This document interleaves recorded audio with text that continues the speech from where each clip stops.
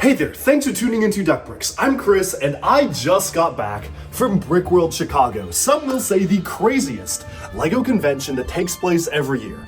And well, it certainly was the craziest for me this year because I was doing a ton at this convention. Not only was I attending and helping host the Ninjago Monstrosity premiere, I also hosted a LEGO Ninjago panel where we got to interview an actual LEGO Ninjago designer of some of the 2 new Legend sets. I got a chance to be on a LEGO Superheroes panel and even dress up as Sensei Woo and do some Spinjitzu training sessions for kids in the early public days.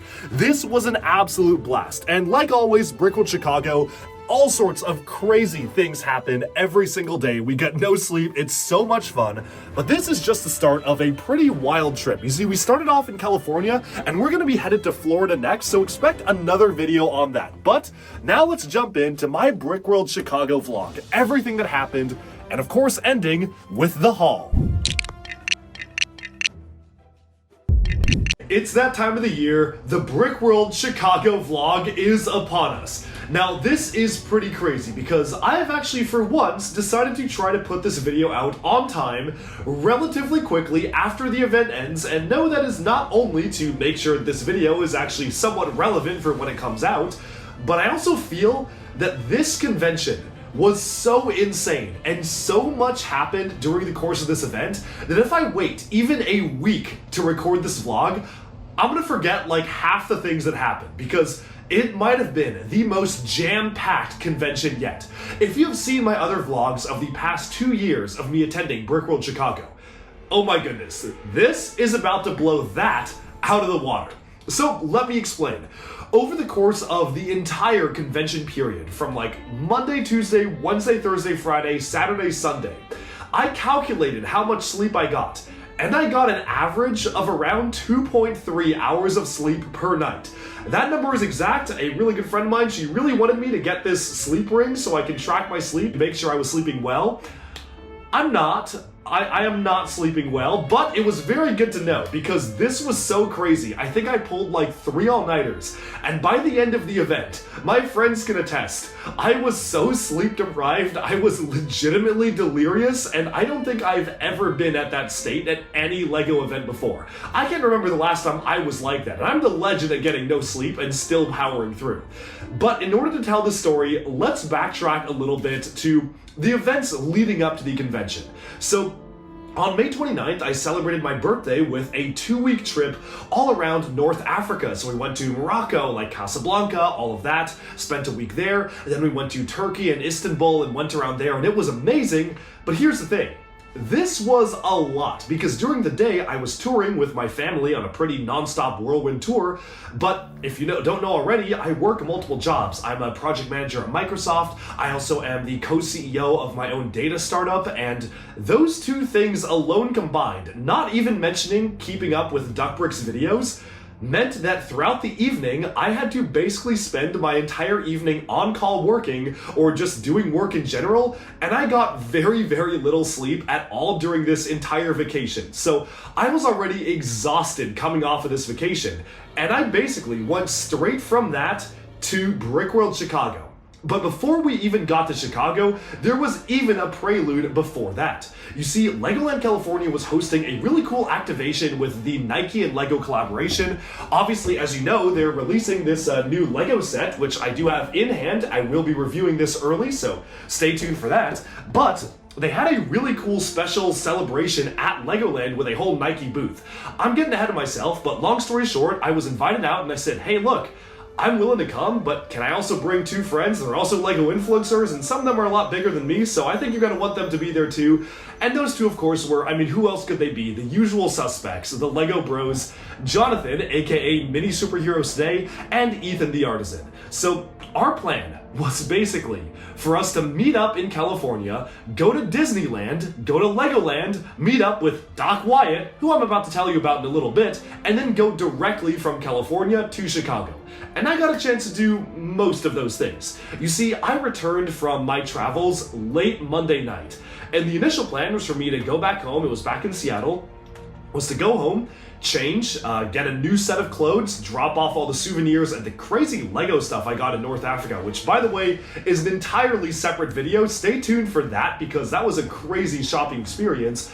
But then turn around literally the next morning at like 6 a.m. and fly out so I could go to Disneyland with the boys. So we ran into Danny at the beginning of the day, and we just ran into Duck Bricks. What's up? Hey, thanks for tuning into Duck Bricks. I'm Chris, and today we're hanging out at Disneyland.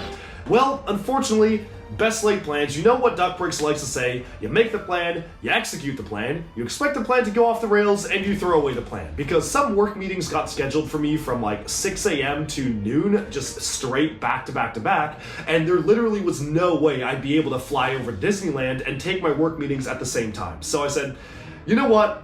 I'm gonna have to dock out of Disneyland, but I still managed to make it over. And I was so cooked, because usually Duck Bricks makes it work, but this is the one time where I literally could not make it work. So anyways, I got in on Tuesday night to California, and of course, we got a chance to go and actually hang out at downtown Disney. Even though I missed the main Disneyland activities, I still was able to meet up with not just Jonathan and Ethan, but they randomly ran into Danny Ford Johnson, who works at Disney and is one of our good friends. He does a lot of really cool Lego mod.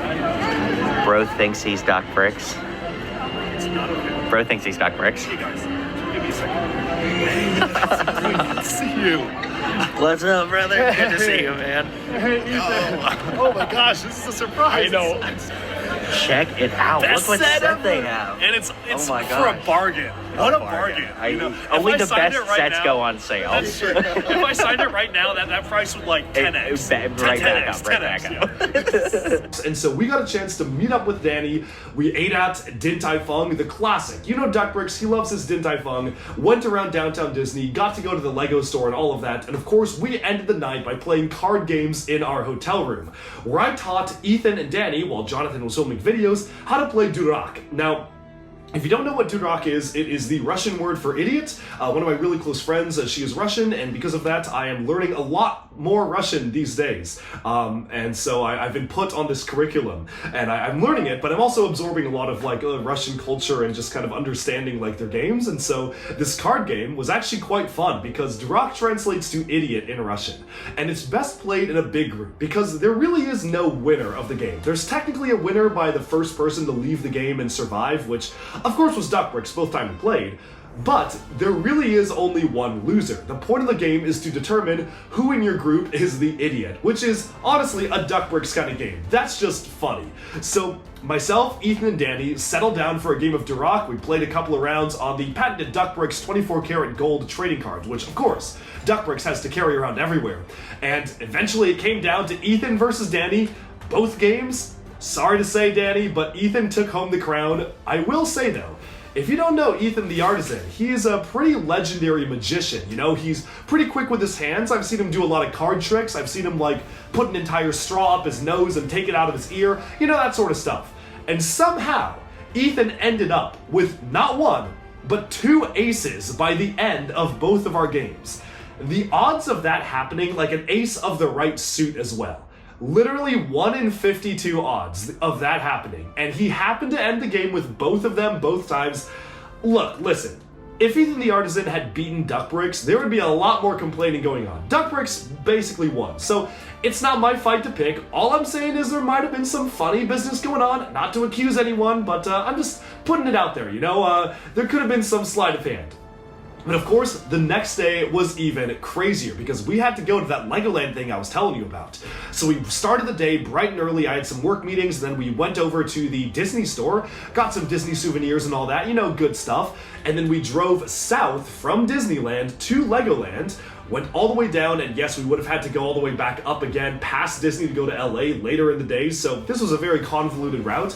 But we went to Legoland and got a chance to meet up with our friend, the social media manager at Legoland, Lisa. Big shout out to Lisa for always making our experience at Legoland so amazing. She was the one who reached out and got us there to begin with. I think it was around this time last year or a little bit earlier last year, so it's been basically a full year. We kind of have to make it an annual tradition now. Kaijago. Kaijago. Kaijago. Whoa. Ah.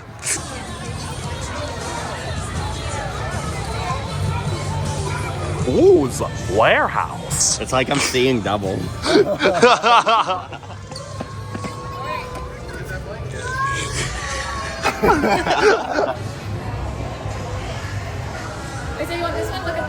Ethan Jocko. Wow. Chicken jockey. Chicken jockey. First we ninja, then we go. Let's Ninjago! Ninjago! Oh, Master Woo! Master Chen! Yeah! You stole my score. I was big when we started, no? Jonathan?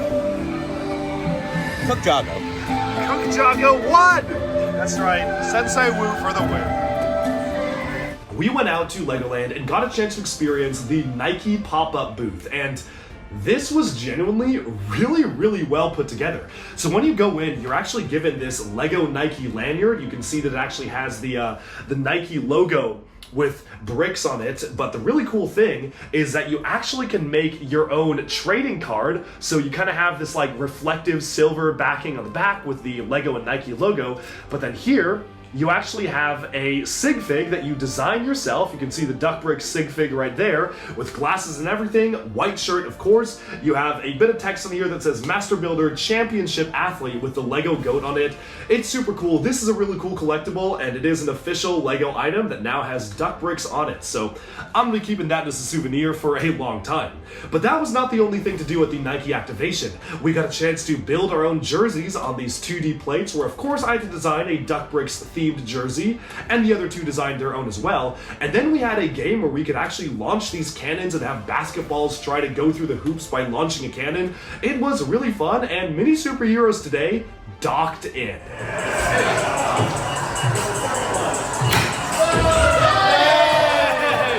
First try.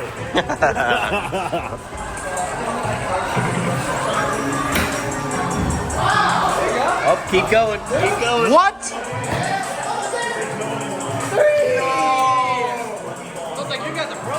What?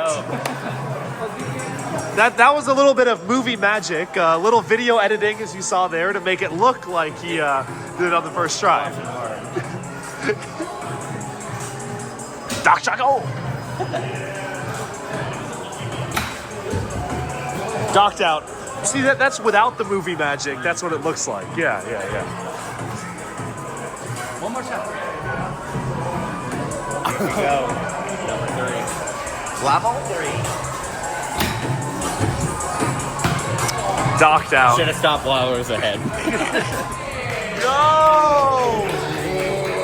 Alright, one more shot. Can I get a perfect score on the last one? No. We'll find out.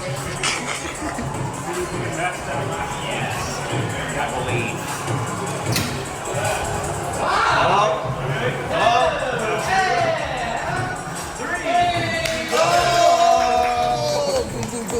Of course, after wrapping up that fun experience, launching the balls into the hoops, and that crazy clip you just saw, we got a chance to see the rest of the booth, like seeing the large brick-built Nike minifigure. They had like the basketball minifigure that comes in this set as a gigantic figure, so that was super cool to be able to see that. And then I just had to ask, if you know the last time I put out a massive video on Legoland California, they let Duck Bricks into the model shop, which is where all the magic happens behind the scene. You've got the master model builders who are hard at work creating these massive glued sculptures all around the park. They build all the Miniland sculptures, and they work with all sorts of crazy pieces. And the last time I was there, I got a chance to go in, and it was a whole tour, so I had to ask. I went up to Lisa and I was like, I know you're super busy, so no worries, I get it if you can't, but is there any chance that we just might be able to just see the model shop one last time? And the timing was so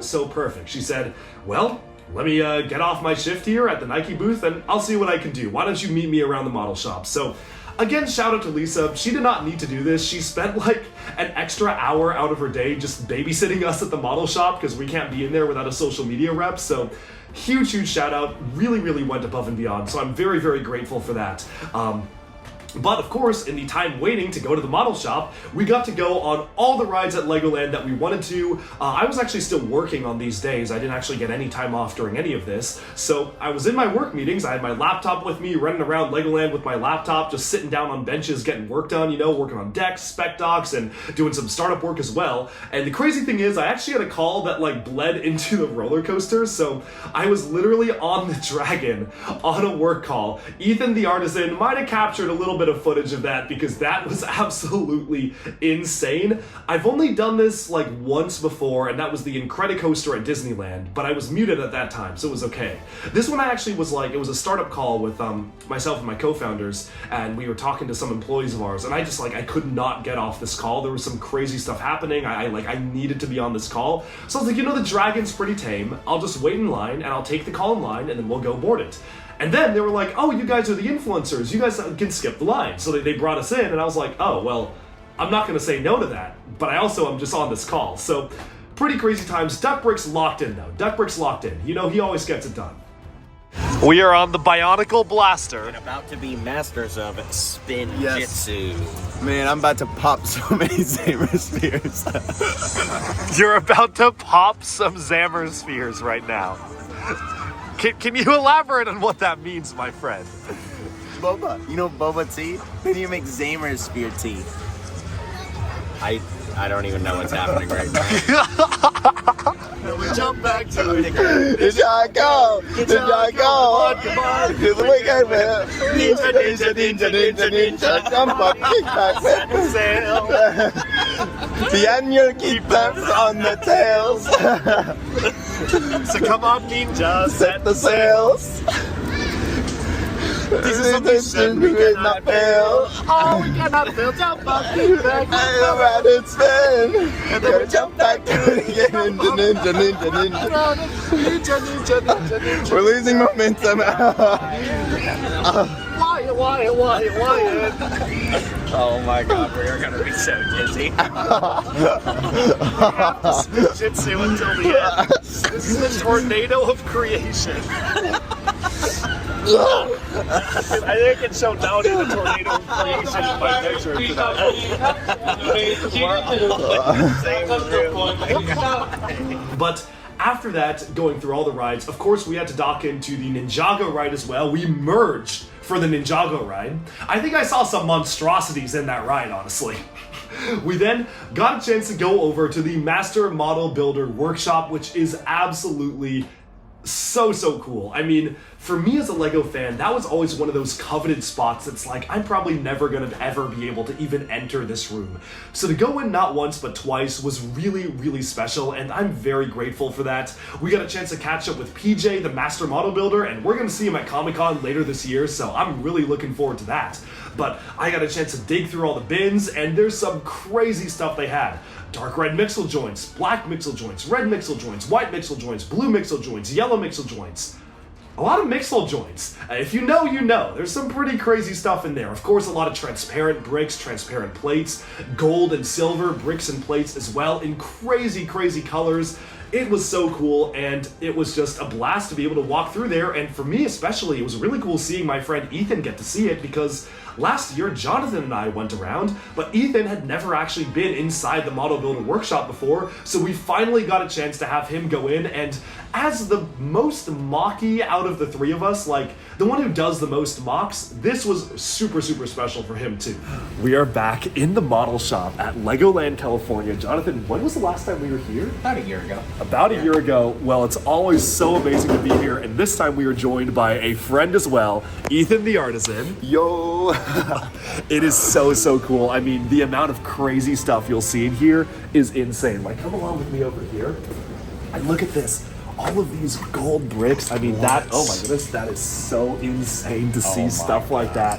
And the transparent section, look at this. This is one of the coolest places that I have ever stepped foot in, legitimately, when it pertains to Lego. And check this out, it's like every piece that's available in here, so that when the designers are going through, they can actually visualize like what they have available, what's able to be used.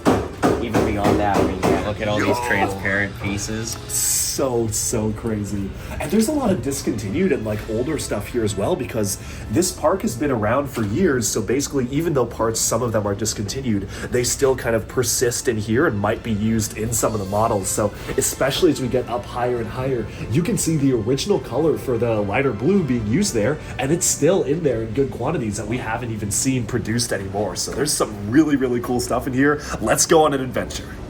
Okay, so after the model builder workshop, we wrapped up and I decided to drive up because we docked in to meeting Doc Wyatt. If you don't know who Doc Wyatt is, I mean, who doesn't know who Doc Wyatt is? Come on, he's basically a celebrity at this point. He's actually above the level of a celebrity. He's like a legend.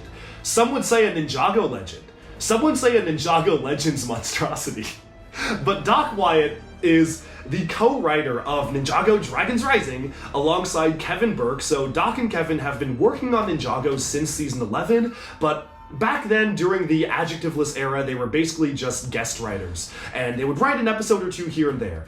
But what he actually was able to take over was Dragons Rising, where Doc and Kevin have crafted the entire story from the beginning, season 1, all the way to now, all the way to whenever Dragons Rising will end. It's Doc and Kevin docked in writing the scripts. So Doc Wyatt, we met him last year at San Diego Comic-Con, and it's been really cool because Doc is basically just a really good friend at this point. Every time I go to California, I visit Doc Wyatt, we get dinner, we dock into dinner, always do something fun. But this time we docked in to not only dinner, but we also docked into an escape room.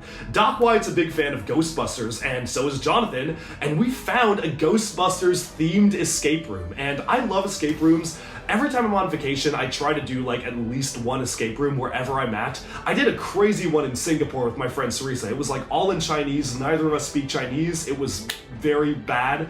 We escaped, but it was like, which symbol looks like that symbol? You know, we made it work. But this was super cool. It's maybe one of the most high-tech escape rooms I've been in, where basically you had like these proton packs and we were shooting lasers at the ghosts, firing the beams at the ghosts with projection mapping on the walls. We had like a ghost trap we had to move and like suck the ghosts into, and we pulled a lever and literally the wall like moved outwards and motorized stairs moved out from the wall. A door opened and there was like a second level too inside this escape room. It was genuinely one of the coolest escape rooms ever. But I think the coolest part was when Doc Wyatt showed up. Let's see some footage of that right now. Whoa! That is so Yo!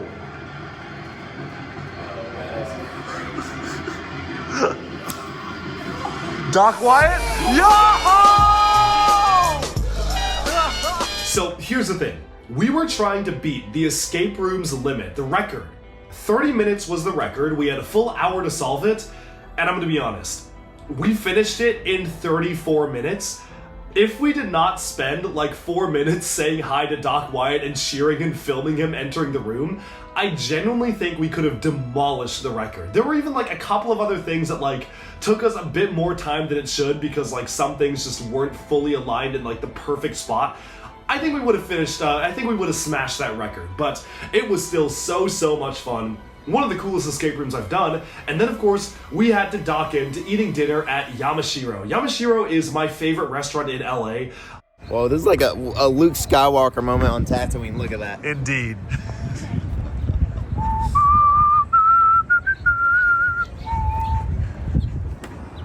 Doc Wyatt. You kind of have this Ninjago-like aesthetic. It's like a temple on a hill. It's in Hollywood, so you can see all the lights and the city beneath you. And of course, the sushi is so good. They have like a literal sushi boat they bring out. The meat is awesome as well. So we get a chance to eat with Doc Wyatt, who is always so much fun to hang out with. Honestly, an absolute legend. A Ninjago legend. Okay, I'm done. And then after that amazing dinner with Doc Wyatt, where we docked in, we had to hit the classic Doc pose. You know, there are two classic Doc poses. There's the one online where if you look him up, he's going like this, and we had to hit that. But then there's the other Doc Wyatt, where he kind of puts his hands together, cocks an eyebrow, and you could be talking to Doc. This is why I love Doc. You know, he's the writer of Ninjago, but you could be talking to him about anything, literally anything in the world.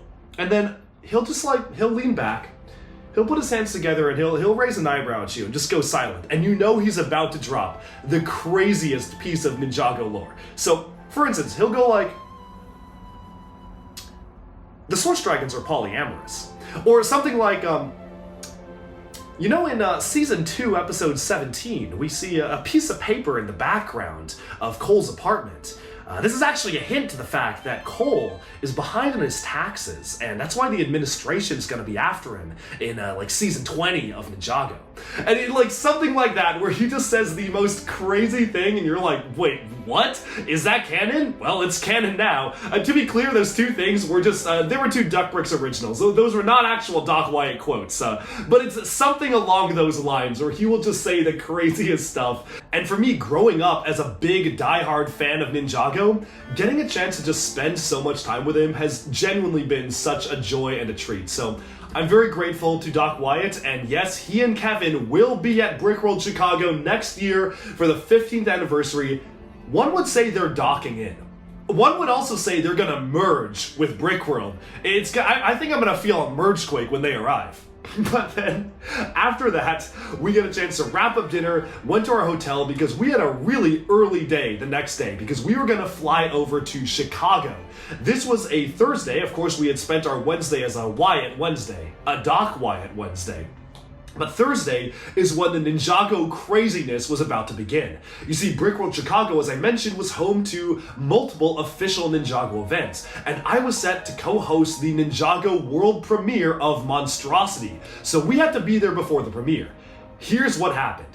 We get to the airport, and they're basically like, look, the plane, it's gone. Like, the plane it's gone. It's lost in the merge. I think Lord Roz, maybe Sensei Woo had something to do with this. Someone needs to call Lord Roz, because the plane was legitimately just gone. I'm like, how does a plane disappear? And they're like, okay, well, no, we got a plane, but then the maintenance, something's broken on it. Now the maintenance team is gone. The maintenance team was lost in the merge. And we are sitting there, and they're just announcing delay after delay after delay. And eventually they come to a point and they're like, your flight is just indefinitely delayed. Like, we don't know if you're gonna get out to Chicago. We don't know when you're gonna get to Chicago. Good luck. And also, there are no other flights today other than one late in the evening, which would have been past the premiere. All right, it is 5 a.m., just about right here at LAX. We're headed to Chicago, Brickworld Chicago, that is. It's gonna be a great time. Can't wait. I think this is gonna wrap up the California part of the trip. So we're gonna get to Chicago and see what happens. Stay tuned. Brickworld Chicago. Yeah. Now for level 2. At this point, we started to kind of panic. I mean, Jonathan was close to docking out. He was like, dude, if we can't even make the Ninjago premiere, I might just fly home. And I was like, dude, if I can't make the Ninjago premiere, I might just fly home. Like, dude, what is going on here? This is so, so bad. And what's even worse is that my buddy Zach, he's one of my co-founders from one of the startups that I run, he was going to Chicago for the first time for his very first Lego convention. We were getting him into Lego, and so he was literally there waiting for us. He didn't know anybody. Like, Zach knows 3 Lego people. I mean, now he knows a lot more. But at the time, he knew me, he knew Jonathan, and he knew Ethan. I guess he knew Maticus as well. But, you know, he basically knew nobody. So he was just there waiting for us to arrive, and I was just texting him like, dude, we're so merged right now. We're actually merged. Like, our plane's lost in the merge, the cabin crew's lost in the merge, the mechanics are lost. It's like, we're merged. Someone call Lord Roz. Bro's gotta reverse the merge. So I was actually looking into other airlines and other flights, but the problem is we had already checked our bags. So our bags could have been lost to the merge. I don't know how we would have gotten them back. I maybe could have flown just myself and showed up, but I wouldn't have a suit to the premiere. I wouldn't have any clothes for the entire rest of the event. I had to dress up as Sensei Woo for one of the other sessions, and I mean, I didn't have that outfit with me because it was in my check bag, so it was absolutely some would say it was a monstrosity. The situation we were in was a real monstrosity. But thankfully, somehow, I mean, thank you, Lord Roz, the merge was reversed and a plane showed up out of nowhere. Our flight was like 3 hours delayed, but that was okay. Alright, Ethan, we finally made it. About time. It took like forever. It got delayed. Forever. I think Ethan's at level -1. Literally. When there's no plane, when we show up, level -1. Level Voices do -1. -1. All right, we've made it to Chicago for Brickworld Chicago, aka Ninjago. Anyways, no idea where Doc Bricks is. He's somewhere here at the airport. We're gonna go find him. Probably a baggage claim. Then everything gets started. I know, it looks like we're in Ninjago. The Source Dragons are polyamorous. Well, we found Doc Bricks, And I have some lore to drop about the Source Dragons. but not right now. Bro's luggage is passing him right now. Ninjago Dragons Racing! We got into Chicago, hit the pedal to the metal, teleported over to the convention, changed into our suits, very briefly met up with the folks running the premiere at the Lego group, and then literally just had to dock in, and before we knew it, the premiere began. I'm going to be doing an entire video showcasing the full premiere for the Ninjago fans who want to see it in its entirety, because we actually got a really cool presentation by Dimi, the Ninjago Legend set designer, talking through how he designed the dragon. We also got a chance to get some really cool insights about how Monstrosity was made. But I gotta show you a quick clip, because, of course, we had to dock in. The 5 of us dressed up as the ninja. I, of course, was Zane, the white ninja, in my white suit. Jonathan was Kai in his red suit, and I feel like the personality kind of fits as well. Ethan, the artisan, obviously, personality-wise and suit-wise, was Jay. He showed up in blue. Sean, Bricks by Mind, showed up in green with a blonde wig to make him Lloyd. And I feel like as, like, the big Ninjago YouTuber, it made sense that he was Lloyd. And, of course, Zach was Cole, wearing his all-black suit. And Zach had extra time because he was just waiting for us, so he went to, like, a sports store and got a black bandana so he could really become a ninja. The ninja are assembling. How many? You're Zane. You're not even Woo. I'm glad that the camera was on to witness that. Whoa, it's a monstrosity. I'm feeling monstrosity right now. Lord Garmadon. Bro's Lloyd from the Ninjago movie. Hey guys, it's me, Lord Garmadon. I'm the legendary green ninja. The legendary green ninja. What does the purple tie represent? This is my Oni form. It's very scary and very dangerous. Yeah, you're scared of it yourself. I'm very scared of myself, but yeah. you can still see it as a part of me. Yeah. What is this? Cole Jago? It's Cole Jago. Cole Jago. Cold up. He's cold up. Who do we have over here? Kai Jago. Kai Jago. I love Jago as a suffix. Zane Jago. We're missing Jay Jago. Yeah, Jago's All right, we're about to check out the line outside. I have no idea what it's going to look like. We have Lloyd. Lloyd Jago is ready. Is Cole Jago ready as well? Jago is cold up. He's cold up. Let's check out the line. I'm curious how long this line is because we're very excited. We've made it. We are about to go into the premiere. The line is crazy. We've got Jay, Lloyd, Cole, and Kai Jago. And of course, Zane Jago. And the line is crazy. We are super hyped for the premiere. Let's do this. Oh yeah. 70? A little bit more. 70? It's gotta be over 100. Oh, is that? Do we have a member of the Forbidden Five? Coming out. All right. Let's hear it for Doc Wyatt. Chris, Doc Wyatt. Doc Wyatt. Monstrosity premiere. Let's go.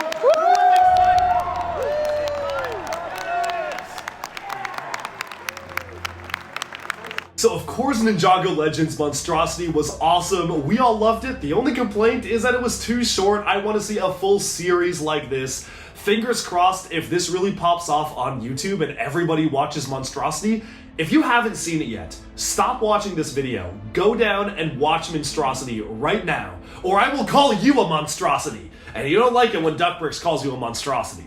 So, but seriously, go check it out. It's genuinely really well animated. The story is intense. It's a much darker tone than Ninjago usually is. And it was really funny, like, the audio in the room was like a little bit garbled. So there was a moment where Kai like yells, I don't know what he yells, he was like, and you? I think he yells, and you, to the dragon. But we all thought he said F you to the dragon. Like, the audio was just like it was like echoing from the speakers. You're still following me after all this time. So he like yells that, and we all just look at each other and we're like, what did Kai just say? Maybe one of the funniest moments of the premiere, because we all heard the same thing. There's no way they would have put it in a Lego short, but it was just like, wait, did we hear that correctly? Like, Kai did not just say that. But genuinely, really, really cool to see, and I'm just very grateful to LEGO for giving me the opportunity to actually be able to co-host this amazing premiere. I had a blast, and you bet, for the 15th anniversary, things are gonna get even crazier. One could say it's gonna be a monstrosity of a celebration. But of course, this was just the beginning of our night. Every single year, you know us, we always have to go to medieval times in Chicago. It's practically a Brickworld tradition at this point. Medieval times, if you don't know, is a full-on jousting and knight battling show where you get to eat dinner and watch knights battle it out. There's sparks flying, it's like wrestling up in there, there's like swords and spears and clubs and all sorts of weaponry. It's really, really cool. Man, it was actually Zach's first time joining the group as well. All right, medieval times. Zitty's first time. We're a little late. Yeah, let's get going. We got Just Too Good in the house. How's it going? Yes. Oh my gosh, your comment section just got a lot more toxic. No.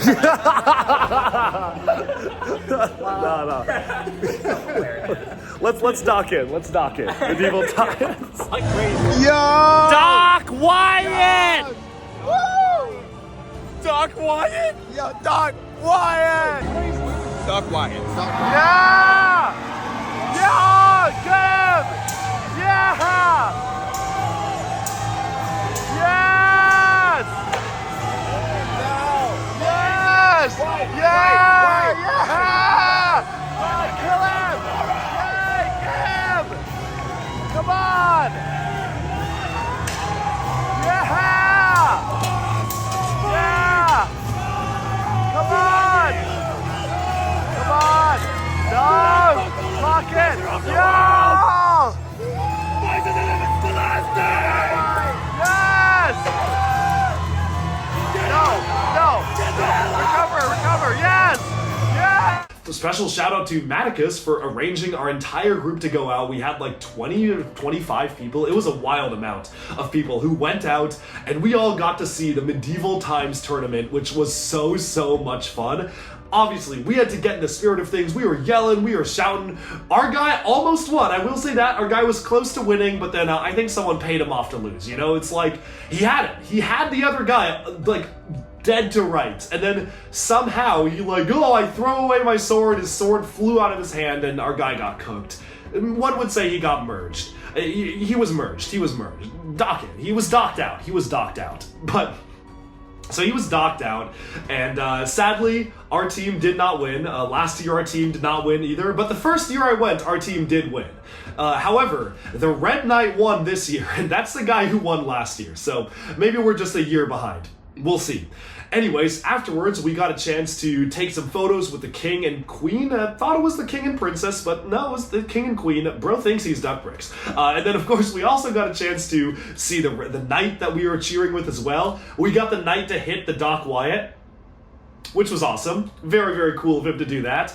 And the night did not end there, because we went back and basically just got a chance to hang out. It's kind of a Brickworld tradition at this point to spend like the first night just chilling in somebody's room, and in this case it was Mini Superheroes Days, and just like hang out with people. Folks were walking in and walking out. We were chatting, telling crazy stories, whatever the latest Duck Bricks rumors were. You know, Duck Bricks is quite a crazy character, and rumors are always flying about what trouble Duck Bricks gets himself into this time. So it was always very funny to hear what people are thinking Duck Bricks is up to. And of course, just to catch up with all of our friends, like there are people there I haven't seen for a year since the last Brickworld, and you know, it is what it is, and that's what I love about the LEGO community. It's that you could just not see someone for a full year, but the moment you see them, it's like, boom, you're docked in. It's like you're just hanging out, they're like your best friend, you're talking all things LEGO and all things not LEGO as well. So it really is a testament to, I think, how amazing the LEGO community is, that you can just pick things up right where you left it off. So I just had an absolute blast. I don't even fully remember, like this is the problem, like this is like right after the convention. I'm already forgetting what we did on Thursday night. I want to say we went downstairs and hung out with people downstairs, and then I don't remember what exactly we did. Definitely played some games, talked to some people, met some new folks, and I actually had to go up and get some work done, which was quite unfortunate. Some of our clients for our startup are located overseas, so I had to just basically work throughout the rest of the night. I think I got like 2 hours of sleep, so it was okay. It wasn't too bad. Duck Bricks has gotten worse. But the next day, bright and early, we decided to get up because it was a crazy day full of events. So we got up, this was Friday, right before the convention, and we had an absolutely insane itinerary planned. Where first off, we had to gather the entire group for lunch, where I basically summoned everybody I could think of and said, hey, let's all go to Giordano's. Giordano's is another Chicago staple. It is classic deep dish pizza, super, super good. We had like 20 people there, so got a chance to catch up with Bricks by Mine and his crew, Nicole Girl Bricks a lot, Ethan the Artisan, Dom, of course, Cool Guy Dom, Brick Nut Brad, Brick Lover Brad, both Brads, you know, both Brads, and just everybody in between, Maticus and his gang, of course, and just all just literally merging our groups together and hanging out at Giordano's. It was an absolute blast, and that deep dish pizza is genuinely really, really good. Oh, yeah. I can't just look at this. Doc Zidian. Here, I'll get it. Let's see what cheese bowl. My chair. We're good. I didn't see where the cheese bowl at. I will mess it up. Look at that cheese bowl. Oh. Here's the trick here. Oh, you got it. That's how you cut the cheese off of it. Yo. Jonathan, what's the review? Phenomenal. I think the correct answer is so good. So good. It's really good.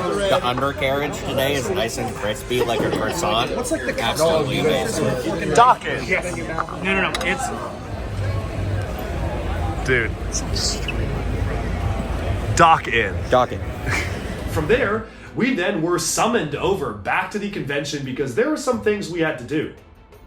I don't remember what those things were. This weekend was so crazy, I'm struggling to remember. What on earth did we do after lunch? I had to, Yes, okay, I know what I had to do. Okay, so first of all, we had a fan media meeting, which was super cool. We got a chance to connect with other fan media. Huge shout out to Pele, to John, to everybody who appeared from the LEGO team to make this convention so amazing. This is the first convention that I really feel like we had a lot of support from LEGO to do what we wanted to do and to get a chance to really just actually take part in official LEGO things and events. So it was really special, and I'm very, very grateful that this convention was a chance to do that. And I know it was just a trial run to see if they could go even bigger and better for next events. So can't wait for next year. But got a chance to connect there, but then I had to run because I actually had a chance to pick up a very special set with a very special minifigure inside. Where yes, they made a custom Duck Bricks minifigure for the special ACOM exclusive custom set for Brickworld Chicago 2025. They made a set based off of our performance last year where Duck Bricks docked into the Duck Bricks rap. You know the Duck Bricks rap, you know? The duck is in the building, quack, quack, quack, bring me all the boys from the back. I'm going full price Jones, bring me all your clones. When I run out, yo, mail them to my home. Bionicle and clones, a beautiful disaster. Don't call me Duck, you call me Lego Master. Wow, I'm surprised I can still do that off the top of my head. You know, Duck Bricks really is a man of many talents. Duck Bricks is just, he's so cool. He's probably my favorite YouTuber, Duck Bricks is. Some would say objectively the best. Some would say.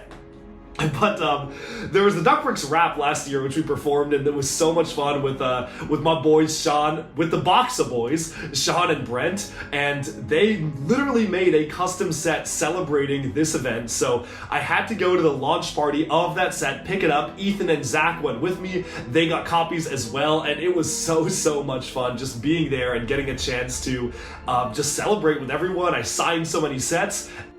Duck in.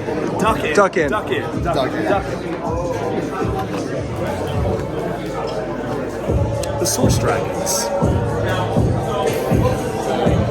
the Source Dragons trails off. They're polyamorous. Hey, Ethan said it now. No. Polynesian. Duck in. Duck in. Oh, that makes a lot. Thank you so much.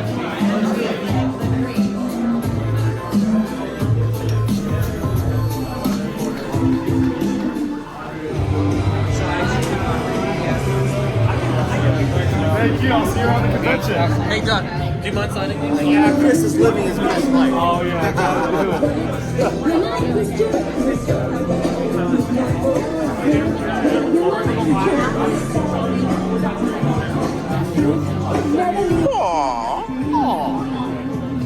Dude, next year's has to be me as Sensei Woo. Yo! We gotta tell that's the next one. That's the next one. The Sensei Woo Duck Bricks Make one with glasses. Yeah, they need the ridiculous eyebrows. Yeah. And from there, it was even crazier because we had a wild plan on Friday. So Friday, if you don't know, is the infamous yard sale. If you don't know what the yard sale is, every single year, Brickworld Chicago hosts a yard sale where you go in and it is sets that are probably going to be sold like much cheaper than Bricklink.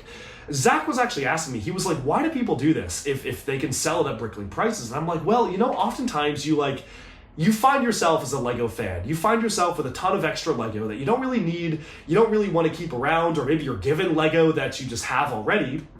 And you could wait and sell them at fair Bricklink prices and do it over the course of months, or you could bring everything to the Brickworld Chicago yard sale and give a crazy collector like Duck Bricks a great deal for him to take all of it off your hands. And that is exactly what Duck Bricks did. Now, if you remember from my vlog last year, there was literally a battle. Like, we were scrapping, friends became enemies, it was Anakin versus Obi-Wan, Duck Bricks versus mini superheroes today. It was every man, woman, and child for themselves, because they basically gave us these timed entry slots for the garage sale, where you could only enter if you had a particular time slot. Well, obviously, the garage sale starts at 8 o'clock. If you enter at 8:30, Duck Bricks will have already cleaned out 30 minutes worth of cool stuff on a discount. So it is your best option to go in as early as possible. But obviously, that's what everyone wants to do. So for crowd control, they have to do timed entry with raffle. So Duck Bricks got very lucky this year, and he actually was able to get in at 8 o'clock. I don't know how Duck Bricks pulled it off, but he did. Mini Superheroes Today, on the other hand, had an 8:20 time slot. Bro was merged. Bro was docked out. I tried to get him in with me, couldn't do it. It's like Mini Superheroes Today had to wait till 8:20. As far as I'm concerned, I think he still walked out with a ton of good stuff though, but the shopping was insane at the yard sale. I mean, okay, before the yard sale even began, someone walks up to me. They're like, hey, I've got this big Bionicle display. It's like taller than you. I'm like, what? And I'm like, yeah, look at this. It is Scopio, it is Glatorian Motonui, it's Akar, it's Stronius, I don't remember who the other one was on it, but a ton of different characters, and it's one of the biggest store displays I've ever seen. And so we were going back and forth, and I got it for $250, which is insane. I can't believe I got it at such a steal, and shout out to Bricks My Mind, who's really a real one. As you know, I flew to Chicago, but Bricks My Mind drove from Jersey to Chicago. So we loaded up his car with my Bionicle display, and dude is gonna drive it to my apartment in New York. What an absolute legend. Shout out to Sean. Bro's a real friend. Thank you so much. Of course I had to give him something in return, and we're getting to that in a little bit. But that is just one of the crazy things that I was able to get. And at the end of this video, I'm gonna do a full haul from pretty much all my purchases, 99% of which were at the yard sale. I actually didn't really buy from the vendors at all this year. I just waited till the yard sale. So it was so much fun. But going around the yard sale, I was getting called left and right. It's like, yo, Duck, look at this. Duck, we got something for you. It's like, Duck, we're going to give you a good deal. It was absolutely wild, so much fun. And Ziddy went in, and it was his very first Lego yard sale experience. And dude was really thrown in the deep end. You know, he started off as like, he's the engineer. He's the chief engineer for my startup. So he works for me, and we work together. And so he liked Lego enough when he was younger, but he never really got super into it. But then he was like, yeah, you know, like, you can't really live with Duck Bricks without getting into Lego. So I was like, all right, Zach, we're living together. I'm gonna give you 2 Lego sets. I'm gonna give you Cole's Titan Mech, and I'm gonna give you the Source Dragon Emotion. And build those, and let me know what you think. And if you like doing that, let's build some more. And he built them. There's actually a crazy night. We stayed up all night, built like Cole's Titan mech, and he was like, yeah, I'm docked into Lego now. Like, he started buying his own Lego. So we got him to go to the Lego convention. But it's one thing going from like a very casual fan of Lego to being thrown in to the craziest yard sale ever. And dude handled it like a champ. He was going around, he was filming, he was helping me carry my stuff. I actually got a kid to watch my stuff for me, which was awesome. Shout out to that kid who sat there during the entire yard sale and watched my pile of Lego stuff, you know? Duck Bricks really is a fan of employing all sorts. You know, Duck Bricks is an equal opportunity employer, as they say, and you know, I was very grateful to this kid for watching my stuff. Shout out to the kid. But it was so much fun just going around the yard sale. I literally had a pile that it took 3 people to bring up to my room. So Ethan the artisan, I see him walk in at 9 p.m. I'm like, bro, dude, come here, help me. So me, Ziddy, and Ethan the artisan all carried up my massive haul up to the room, did a full debrief. Yeah. He's a great guy, great friend. me, yeah. He really is. He really is. He's one of the best Lego YouTubers out there. Some would say the best. Not me, but some. Some would say. Right? You're driving back to Indeed I am. the New York area. You have a back seat. Right, that's true, I do. I mean, I just imagine that this would look really good in your back seat on your drive back. It's really nice of you to offer to pay for my Uber all the way up to the rest of these drops off for you. And that commission you offered too, to do all this here, that was really nice. It is. Duck Bricks is nothing if not generous. It's I actually don't know if that would fit. That's really long, honestly. We can try. Could we try? Yeah. think so? I just saw shots just showing a picture of him. Yeah, we got to get rid of the body. I'll help you dump the body. But no, Did you get to the garage sale already? What is this? They're like we had to take care of business. We took care of business. Okay. So we took care of business. But Yeah, and I definitely. listen, I'll buy you like a week's worth of dinners in New York if you bring this back. Let's see how much I get, but I should. I looked at the bag and it's white. You saw it here first. If Bricks by Mine doesn't bring that back for me, then he just made a false promise on video. I'm getting threatened now. This is a threat. This is now a threat. Don't be a welcher, man. It's the marionette. It just came out too. But it's kind of lame. It's kind of lame. What would yours price? What about 40? Okay, so I know he has the other. We can do 40. 40. We'll do 40. Thanks so much. Yeah, thank you. 2 things. We got 2 things Duck Bricks might not have in his collection. Let's see what they are. Okay. I will definitely don't think live action is fantastic. I own all the Comic-Con minifigs, and I do own this with the box. I'm sorry. The sealed one? Yeah.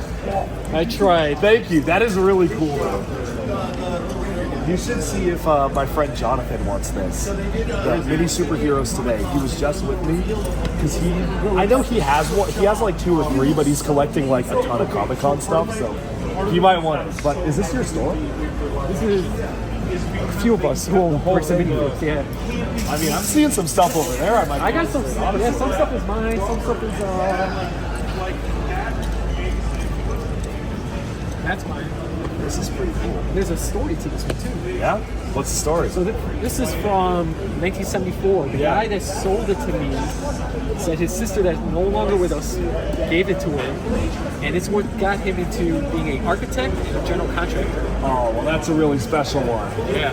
Oh, man, that is tempting. And then there's extra parts that weren't part of this set or from the same era.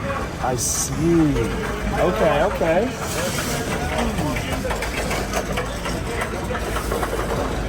This was mine. Yep. Star Wars 3 ones. Okay, well, thank you. I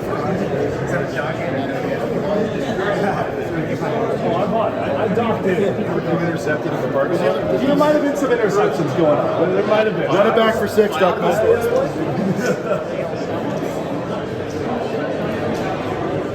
We are at the legendary Brickworld Chicago yard sale. I've already got a pile over there. Special thanks to that kid watching my stuff.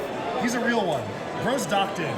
And now we're gonna find some more crazy Lego items. Let's see what we can find.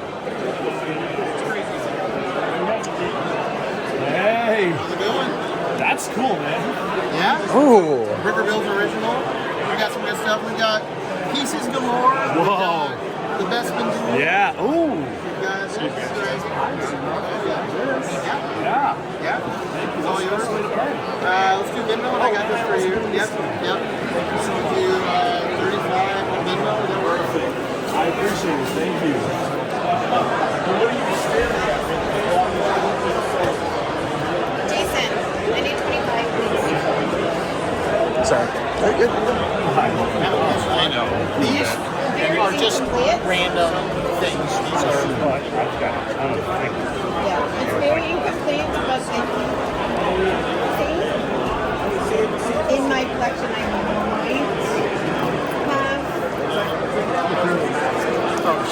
25 back? yes, the rest of them it looks like I have 001.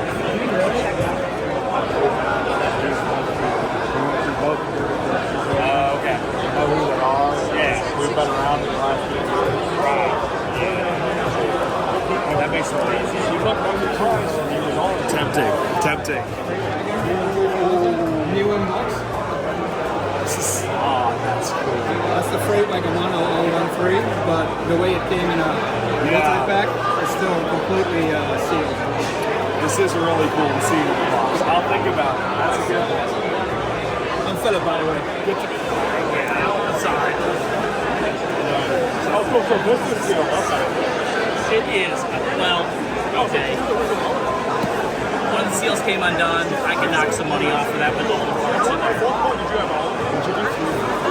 Yeah. Because it is Venmo, cash. Okay. Thank you. Let's do it.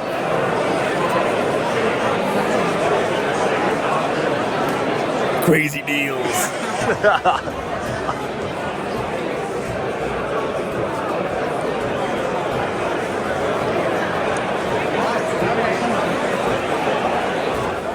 Then it was time to dock into the festivities of the night, and this might have been the wildest Brickworld night I have ever done. And I've had some wild Brickworld nights. If you know, last year was the Did You Know These Guys Are Lego Masters night, and comment down below if you know what story I'm talking about. Shout out to Ethan for that one. But it was actually Ben the Brick Builder's birthday on Friday night. So of course, we all went out and celebrated Ben's birthday, and if they didn't know who Zitty was before, they definitely know who he is now, because Zach pulls up, he sits down next to Ben, and they're getting everybody's shots at the restaurant. And Ben's doing shots, we're all doing it, we're celebrating his birthday. And just out of nowhere, I don't know how this happened, I don't know where he had him on his body, like, I don't know how. But Zach pulls, like, just from somewhere. I don't know from where. But he pulls out 2 more shots, slams them on the table that he had, I guess, like, in his pockets. And it's like, Ben, these are yours. Happy birthday. Of course, that's how you know the night is going to be crazy. One would say it was a monstrosity of a night. Ninjago Legends monstrosity of a night.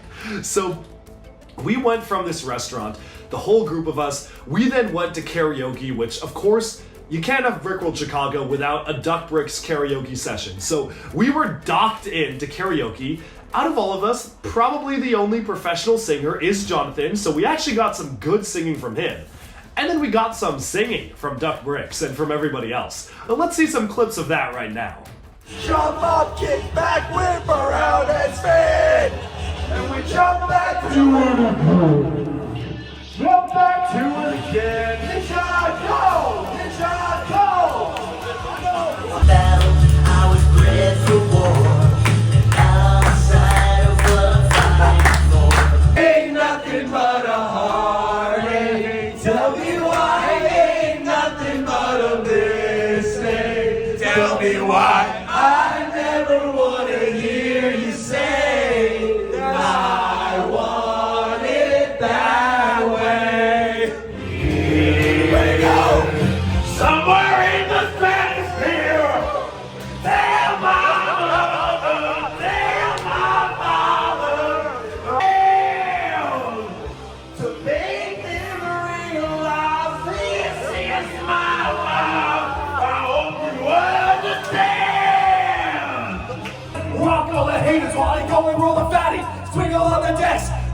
the rest. I'm looking at falling on Hampton's top. L to the O, she. In the midnight hour, she's that more. It's better when we stick together. Summertime, you and I gonna live forever. Let's party forever. Same you and me. I'm not good. In harmony. Hear your voice, feels like crying. I close my eyes. Oh God, I think I'm falling out of the sky. I close my eyes. Heaven help me when you call my name. It's like a little prayer. I'm down on my knees. I wanna take you there. Hey, mama, rock me. Rock me, mama, like the wind and the rain. Rock me, mama, like a southern rain. Hey, mama, rock me. I ran so far away. I just ran. I couldn't get away. I flipped around and scared. Shot back to it again. Ninjago. See, at this point in the video, you might be thinking, oh, their night is probably ending there, right? Incorrect. You would be incorrect, my friends, because this was just the beginning. From karaoke, I got us all multiple Ubers, and we teleported over to, yes, the very same club that we went to last year at Brickworld Chicago, which honestly is becoming a staple of its own. We were dancing up a storm, and it was so much fun. Hopefully, Ben, you had a good birthday. Happy birthday if you're seeing this, and that was such a fun celebration. But the party didn't end there, so I think we got back to the hotel around 3. We got back to the hotel at 3, go up to my room, and, you know, we're having a conversation. Duck Bricks I don't think we were being that loud. I think we were having a conversation. Anyways, one thing leads to another. We are asked to leave the room or be evicted. So I'm like, okay, you know what? Just listen. They just can't handle Duck Bricks partying it up. You know, Duck Bricks he just parties too much. You know, it's just like you can't lock him up. So we went down to the convention hall and continued the party in the convention hall. We went over to Ben's station and got a chance to actually look at his amazing mocks. So that was super fun. And when all was said and done, after that insane night, I think we all went back up at around 5:30 or 6. And that's the start of my work. Like, I usually start taking work calls around 5, and again, I was working. I work weekends for my startup. There's no such thing as a weekend in my startup. So it's 5 a.m. Saturday. I get a call, and I'm like, yeah, it's time to work, isn't it? And they're like, yeah, we have to work. Okay, so I had to address some work things. So I literally got 0 sleep that entire night. And the crazy thing is, I had a Ninjago panel to run at 11, and we were gonna meet up at 10 to plan out the panel. So from around 5 to, I think it was 8 or 9, I was in work meetings, and I had like an hour before I had to meet up for the panel to try to nap, and I was like, yeah, you know what, maybe I could nap. I sat on the bed, didn't fall asleep. I was like, yeah, no, I'm cooked. It's Ninjago. One would say I was merged. And so I then just got ready, got dressed, and said, you know what? Let's do this panel. And this panel was so much fun. I got a chance to sit down with Sean, aka Bricks by Mind, Demi, the legendary Lego designer, and we talked through his basically 10 years of designing for Ninjago, starting with a very small Hands of Time set, and now coming to his most recent set, the massive Guardian Dragon. Demi's designed some amazing builds over the years, like the Legacy Destiny's Bounty. He helped contribute towards the Skull Sorcerer's Dungeon, at least kind of working on some of the sketch models for that, I believe. I mean, he's just worked on so many amazing things like Nia's Seabound Water Dragon form, so just super cool stuff. And getting a chance to talk to him was amazing, but also the panel itself. We got a chance to do some reveals, played a little bit of the Island Whip. If you know, you know. Ninja, ninja, ninja, ninja, ninja. Come on, ninja, set the sail. The amulet keepers are on that tail. You know, the Island Whip. It's an unreleased bit of fold music. And we played a little bit of it, a bit of a teaser, you know? So come on ninja, set the sail, this is the mission, we cannot fail. It's a great song, it's very catchy, it really is. It's one of their best. I hope the Fold will release it one day. I don't know how Duck Bricks came into possession of the song. I honestly don't remember. I've had the MP3 for a while, and they haven't ever released it, so I don't think I can release it. But it's a banger, it's really a banger. But we also got a chance to tease something for Ninjago 2026, and it's kind of wild because I have no inside information about this set in particular. I can infer, but I don't have inside information. But during the panel, someone asked a question, hey, what would your dream Ninjago sets be? And Sean is like, oh, I would love a Ninjago set based off of a remake of the Four Weapons Blacksmith. The original blacksmith shop for Kai and Nia. You could see like the golden weapons being forged, just kind of in Kai and his blacksmith outfit, a classic Woo, maybe even get a Samukai, have a set based off of that. And it was purely like, this was just like a dream set, right? No inside information, just a dream set. He's like, well, we got it featured as a reference in a sticker in the Destiny's Bounties, so maybe that's a hint towards it coming, but really it's just a dream set. And at the end of the panel, Demi surprised us all by revealing a tease for Ninjago 2026, which is the Four Golden Weapons map. So I'm like 90% sure that, like, congratulations, you're a prophet. We might have predicted a future Ninjago set on that panel, and then proceeded to tease the very same set we predicted earlier on the panel. So, I don't know, again, I know nothing, but I would love to see that as a set. As a diehard older Ninjago fan, I feel like that's a classic one to do to celebrate the anniversary. So, that was so much fun. It was really, really cool doing the panel. And then, immediately after the panel, Duck Bricks had to retire because Sensei Woo was brought out to teach young ninja how to master their spinjitzu fighting forms. So this was a really cool project because I worked with Lego on this. We were kind of ideating how do we do this so it's fun, and what we landed on was I was gonna dress up as Sensei Woo and teach people how to do like Ninjago fighting poses. So being still and meditating and balancing on a leg and then like blasting out the fire, all sorts of stuff like that. They had me send in a video that I think they're going to post on Lego.com at some point. I have been given clearance to post the video on my own channels, so stay tuned for that video if it's not out already, of Duck Bricks as Sensei Woo. Actually, Duck Bricks isn't even in the video. It's Sensei Woo is in the video.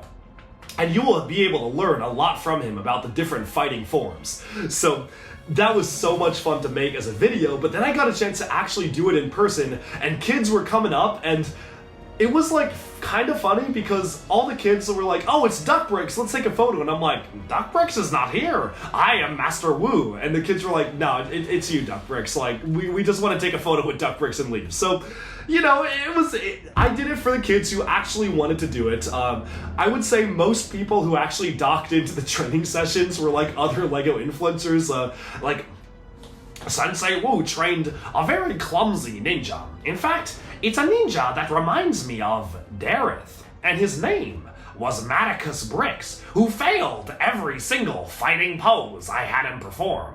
Of course, all the influencers came up, we were doing the Ninjago training, but then I had to do a quick change because immediately after my hour was up, I ran up, changed back into my normal outfit, and then docked into a superheroes discussion panel with my friend Sarah, Just Too Good, and of course hosted by Jonathan, Mini Superheroes Today. We are getting mic'd up and ready to go. We got our moderators in here. Yes, docked it. It's Doc o'clock. It's Doc o'clock. Where we talked all things Lego superheroes, the state of superheroes, what we thought about how the line is going, Marvel, DC, what minifigures we like, what sets we like. So it was so much fun. Jonathan's going to be posting that panel on his channel, and I might be posting some of that panel as well. So really had an absolute blast with that event. And our day was not over yet, because after that panel, we had an entire evening of craziness planned, thanks to Mini Superheroes Today. And so what exactly was the deal with this? Well, we had a couple of hours before this event, and during that time, I got a chance to meet the folks behind the Brickworld Designer Program, talk to them about how the voting process works, and even, hopefully, fingers crossed, get a chance to be put on the list for reviews early for those sets. I don't know, can't promise anything, but they said they would look into getting me sent some early for review for whatever the next announcement of the actual kind of round is. So fingers crossed, very excited. I love the Brickland Designer Program sets. I own all of them. I want to review all of them, so definitely something I really want to be doing, so we'll see what happens there. But got a chance to talk to them, got an exclusive Bricklink box as well, and then Jonathan set up a crazy, crazy event for us. All right, Jonathan has summoned the gang to go to Wonderverse. I suspect we're about to enter an escape room. I think we're about to see some monstrosities in there. Wonderverse is so much fun. It's a Sony entertainment complex. They've got escape rooms, VR, arcade games, and ginormous 5-pound burgers. We are absolutely tackling this as a game tonight. It's going to be awesome. This is a monstrosity if I've ever seen one. I'll be right back. So the plan was basically that he contacted this really cool kind of blend between an arcade and a VR sort of thing called Wonderverse. And we went to Wonderverse last year and had a blast, but this was absolutely crazy. Jonathan assembled 12 different Lego influencers to tackle, and I mean this in the literal sense, a literal monstrosity of a burger. A 5-pound burger split between all 12 of us to see if we could finish the entire thing at Wonderverse, and then of course do all sorts of other stuff at Wonderverse at the same time. So this is insane because, mind you, Duck Bricks was running on literally no sleep at this point. This was Saturday night, and was it Saturday night? Yeah, Saturday night. I was running on no sleep from the night before, like 2 hours of sleep from the night before that. So it was insane, but we show up and they give us these arcade playing cards and they're like, yeah, these are unlimited, so just go crazy. These are literally unlimited play cards. And as you know, there are some items there where you can literally like use the claw machine to get stuff. You can like just have these coins drop and like push prizes out. So for like an hour, Ethan and I sat at one of the prize machines and just like farmed the coins dropping down to like literally farm the prizes. It was so funny. It was like honestly crazy. We were fighting over the prizes, like who could get the ball versus who had like this and that item. It was so much fun. But the cool part about Wonderverse is that they have these VR experiences. So we got a chance to do like a VR fighting game as Ghostbusters, a VR driving game, which was so fun. Like it was literally a simulator, so you could feel yourself driving with wind blasting, and as you're driving it would like tilt up and down when you slam on the brake. You had like blasters on it as well, so generally one of the coolest VR experiences ever. And then we did a whole VR sort of like experience with Jumanji. It was with 4 people and we had 12, so it was literally perfect. So each of us took on one of the characters from the movie. Duck Bricks, of course, was The Rock. Ziddy was Kevin Hart. Ethan was... who was Ethan? No, Ziddy was Kevin Hart, Ethan was Jack Black, and Jonathan, as usual, as per last year, was Karen Gillan. So, of course, Jonathan had to be Karen Gillan. He always has to be at this point. We went through the entire experience. It was so much fun. We were just running around in there. The Rock was punching, he was fighting. Zach got eaten like 3 times. It was so funny. Like, a crocodile ate him, and then a lion ate him, and then he, like, fell off a bridge. It was honestly, it was a monstrosity. It really was. We saw a lot of monstrosities in there. But that wasn't it, because we even got a chance to do 3 different escape rooms, all themed around Uncharted, where I only did 2 out of the 3 because we were doing arcade machines for the duration of the second one. I think we're doing bumper cars, actually, because they had Zombieland bumper cars. But we were basically doing these escape rooms, or one of them we were like heisting a museum, and the other one we were on an old pirate ship, so we were firing the cannons and we were looking for treasure. It was so much fun, and genuinely one of the harder escape rooms I've ever done, actually, that pirate one. We were literally down to 5 seconds left when we finished. It was insane. Zach came in clutch and solved the final puzzle for us. Like, we were stumped for like 10 minutes. Nobody could figure it out, and then Zach was like, yo, and he figured out he had to like move a key along a string. So that was absolutely insane to be able to experience. About to get suited up for Ghostbusters. Oh my gosh, I love this game so much. Story's crazy, and it's like a first-person shooter. Literally first-person, because it's you, so I'm excited. I'm so merged right now. He's It's merged. gonna Are be you gonna awesome. reverse the merge, I'm or gonna- are you merged? I am monstrosity. Like You are a yes, monstrosity. y'all are probably gonna try to kill me. You know. Yeah. I mean, if I see you out, like that's a monstrosity right there. Monstrosity. Yeah. Yes. So, some would say a Ninjago Legends monstrosity. right Literally. there. Yeah. Yes. Yeah. Merged. Like merged. yeah. I'm worse than the merge. He is. Yeah. Seriously bonkers. And Brad had the highest score.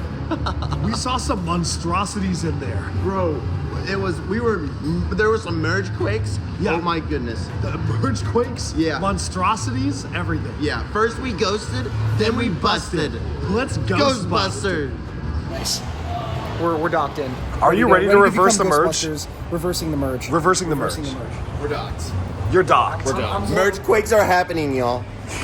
Lord Rosed up right now. Lord Rosdell, reverse the merge. Sending this sucker back. All right, happy to report all 3 teams tonight did escape their escape room, so that was awesome. Now, MVP.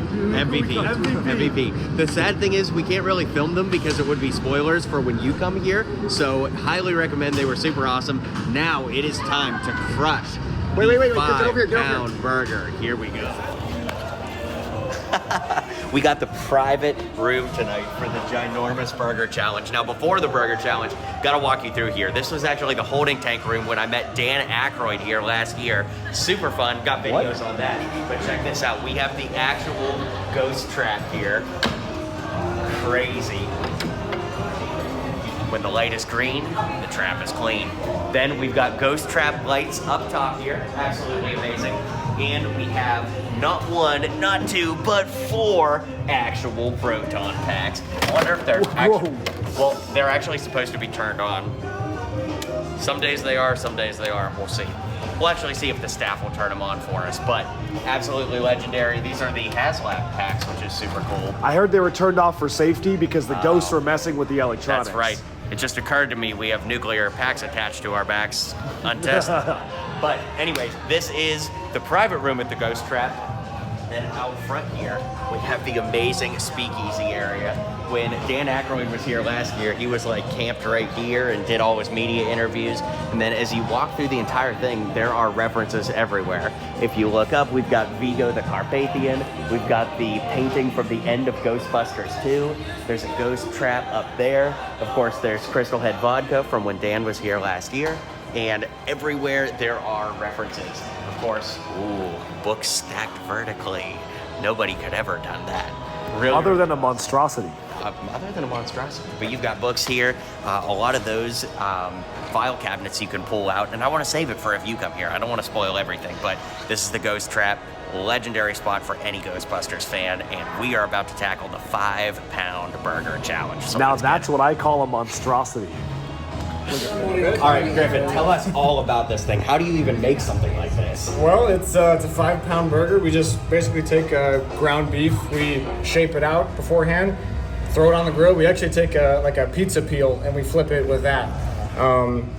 Yeah, I mean, cheese, onions, all your basic burger stuff on it, yeah. Oh my gosh, well, let's get it. This is going to be awesome. How often do people actually finish this? Oh, I don't know, because I'm in the kitchen. So, Oh, okay. I wouldn't be the one. Well, we're going to make history tonight. Let's do it. All right, do the honors. Here we go. Oh my goodness, he's cutting into that monstrosity. Oh yeah. How we feeling about the burger, boys? It's pretty big. I'm excited. Oh my This is the gosh. biggest burger ever. It seriously is. Dude, the bun is actually solid. I'm excited to try it. Like the whole thing's good, but that bun is like a good flavor. Danny Bob review. Fire. Saucy.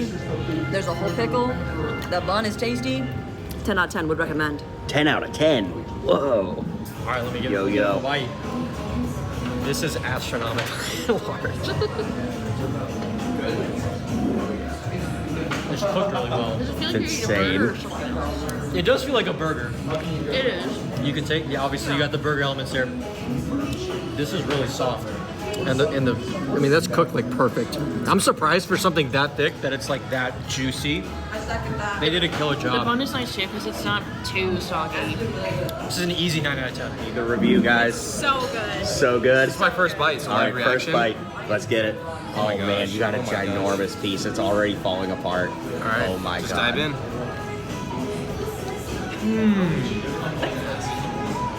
Good, right? That's crazy. Moist. Oh my gosh. It just melted in my mouth.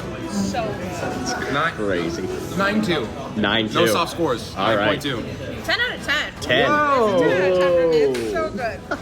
Well, I don't know. I come over to this table. I see Ethan the artist. I know. You still got some there, my guy. Fine. Yeah. Since I'm on video, Oh my gosh. He locked in. All right. Matt takes his time to eat, though. I'm zero judgment. Matt always takes his time. Duck Bricks, he cleaned up. I don't see any burger left.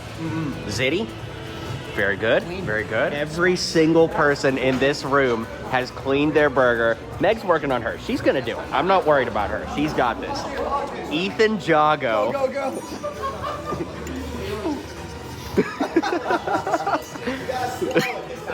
It's not all there. No crumbs left. I see a piece of bread. All right, Ethan Jago, you're done. Duck Bricks. He ate the whole thing. He did it. I came over here and there was nothing. Or actually, there was a giant burger there. That's okay. Swallow. You know what, Chris? I'd like to congratulate you on a good job, my friend. Yeah, and our secret handshake, of course. Oh. My guy. Show us those pearly whites. that beautiful Lego Masters Season 4 winner smile. Doc Wyatt.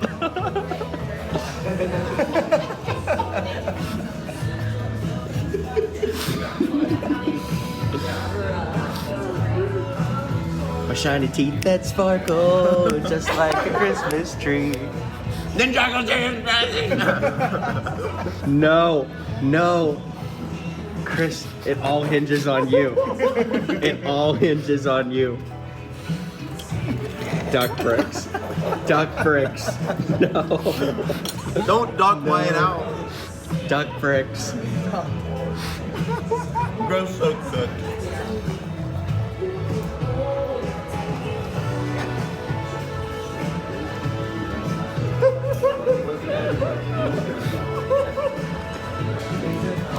He's almost there. If he'd do more chewing and less laughing. Wait a minute. Let him cook. Let this guy cook. Let this guy cook. We're so merged right now. All caps.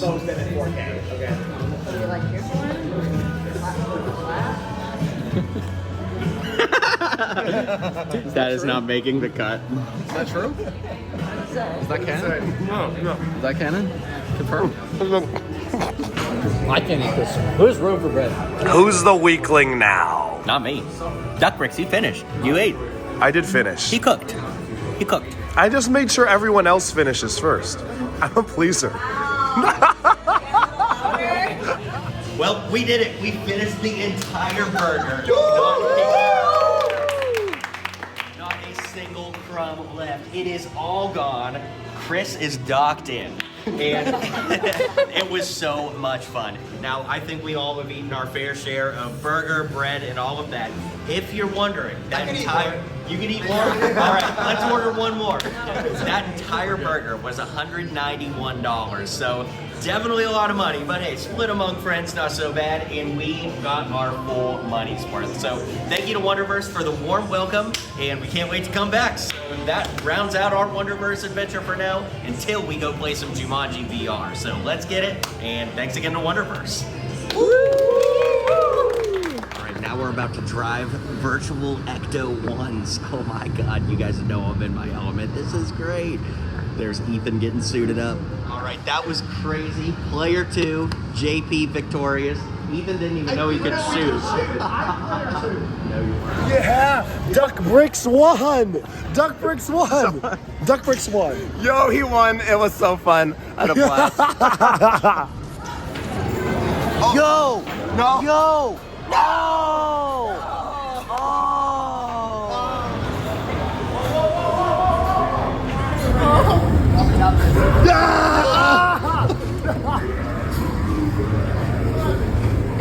Ethan!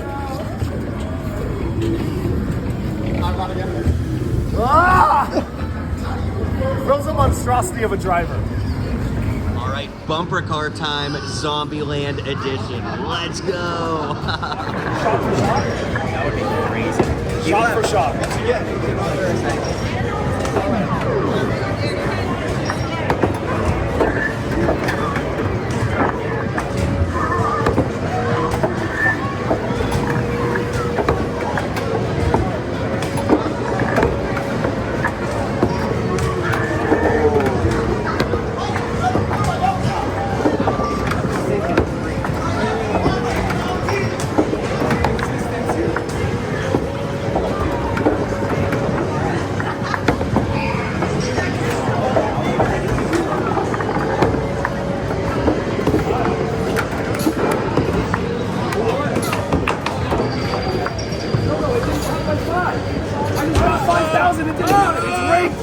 That brick never loses. The machine is a rig.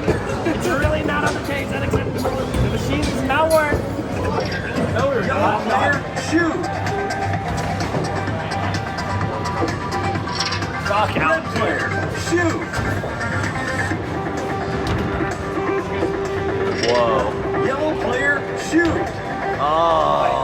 All right, we are getting suited up for Jumanji VR. You put on the entire suit, the helmet, and you walk through an actual maze where you become the 4 characters from Jumanji. We can't really film in there because it's all VR, but it is an amazing time and the perfect way to end at Wonderverse. So the guys are getting set up. Oh, yeah. Docked in. We have Jack Black, Kevin Hart, Ruby Roundhouse, The Rock, Chicken Jockey. I just merged. Finally. I merged. You merged. I merged. Yes. I merged. I merged. I want the big one and the big one. This is it. Yeah! Let's see. He got that dog in him. Yo, I got that dog light. Yo, Doc Wyatt. Doc Wyatt. Doc Wyatt. Doc Wyatt. But we eventually ended up leaving Wonderverse at, I think, around like 12:30 a.m. because we got a private room with a Ghostbusters themed environment. We had to finish the burger. We did all the escape rooms. And I genuinely was gone. By the end of this night, I was so sleep deprived, I did not know what I was saying. I did not know what I was doing. There is a video clip of me that I do not remember, of me like slumped half asleep against one of the prize machines, but still clicking to dispense the prizes. And Ethan's like slumped there along with me, just like clicking it. It was honestly kind of sad. Like, I was a monstrosity right there. I was so gone at that point, like, every one of Jonathan's footage, like, it's just like I'm hitting the Doc Wyatt behind him and like not moving. Duck Bricks was mentally gone at that point, but it was so much fun and I want to go back. It was genuinely one of the most fun experiences of the entire trip. And so we docked into that. Well, that's all she wrote for Wonderverse. The VR helmets will destroy one's hair, but it was absolutely awesome. Chris, how would you describe Wonderverse without using a Ninjago reference? Not physically possible. Cooking. Yep. We absolutely love Wonderverse. It was great. Now it's time to wrap things up with the haul and bring Brickworld Chicago to a close. Oh yeah. Let's get it. All right, that's all she wrote for Wonderverse. The troop is headed out. Oh my gosh, so many cool plushies and cards were won tonight. It was awesome. So we will all be doing collective haul videos on our channels, I'm sure. Stay tuned for that, and Doc out. Happy birthday to you. Happy birthday, Doc Brad. Happy birthday to you. Yeah! I was like, why did you guys so I was your ride. Got back and I was ready to pass out. I was like, guys, this is it. And everyone was like, dude, Duck Bricks, it's your last night. Like, come on, let's hang out. Let's do something fun.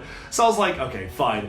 Went down, hung out with Christo, aka the Stud City. Again, another legend. I think we're going to be merging with him for another trip later this year because the Stud City was so much fun. I never got a chance to hang out with him, but dude was awesome. And we're going to be doing a lot more stuff together for sure. So that was so much fun to just kind of chat and hang out and just talk in the lobby. So that was a cool experience, just meeting everyone and just spending one last night at Brickworld with the entire gang. And finally, I went up. I think I went to bed at around 4:30 or 5. It was really late, and I genuinely passed out. Like, I can't remember the last time this happened. I went up to my hotel room, like, I need to shower before I sleep, I need to brush teeth, I need to, like, wash my face, I can't sleep without it. I literally walked up, tripped over my bed, face planted, and, like, lost consciousness. I do not remember, like, I genuinely think I was, like, it was, like, medically a problem that I was, like, on that little hours of sleep. I awoke, like, 45 minutes later or an hour later and was like, how did I get here? Took a shower, got ready, got in my pajamas, but genuinely, like, that, like, 45 minutes to an hour just, like, disappeared. Like, it was just my body shut down. But, you know, it was worth it for Chicago. Because the next day, bright and early, Sensei Woo was brought out for even more Ninjago sessions. I went down to the Ninjago booth and did all sorts of meet and greets. I did autograph signings. I trained kids in the art of being a ninja, which, of course, Duck Bricks is a ninja master. So Duck Bricks is qualified to do that, and got a chance to meet up with Sean and help them pack up the booth.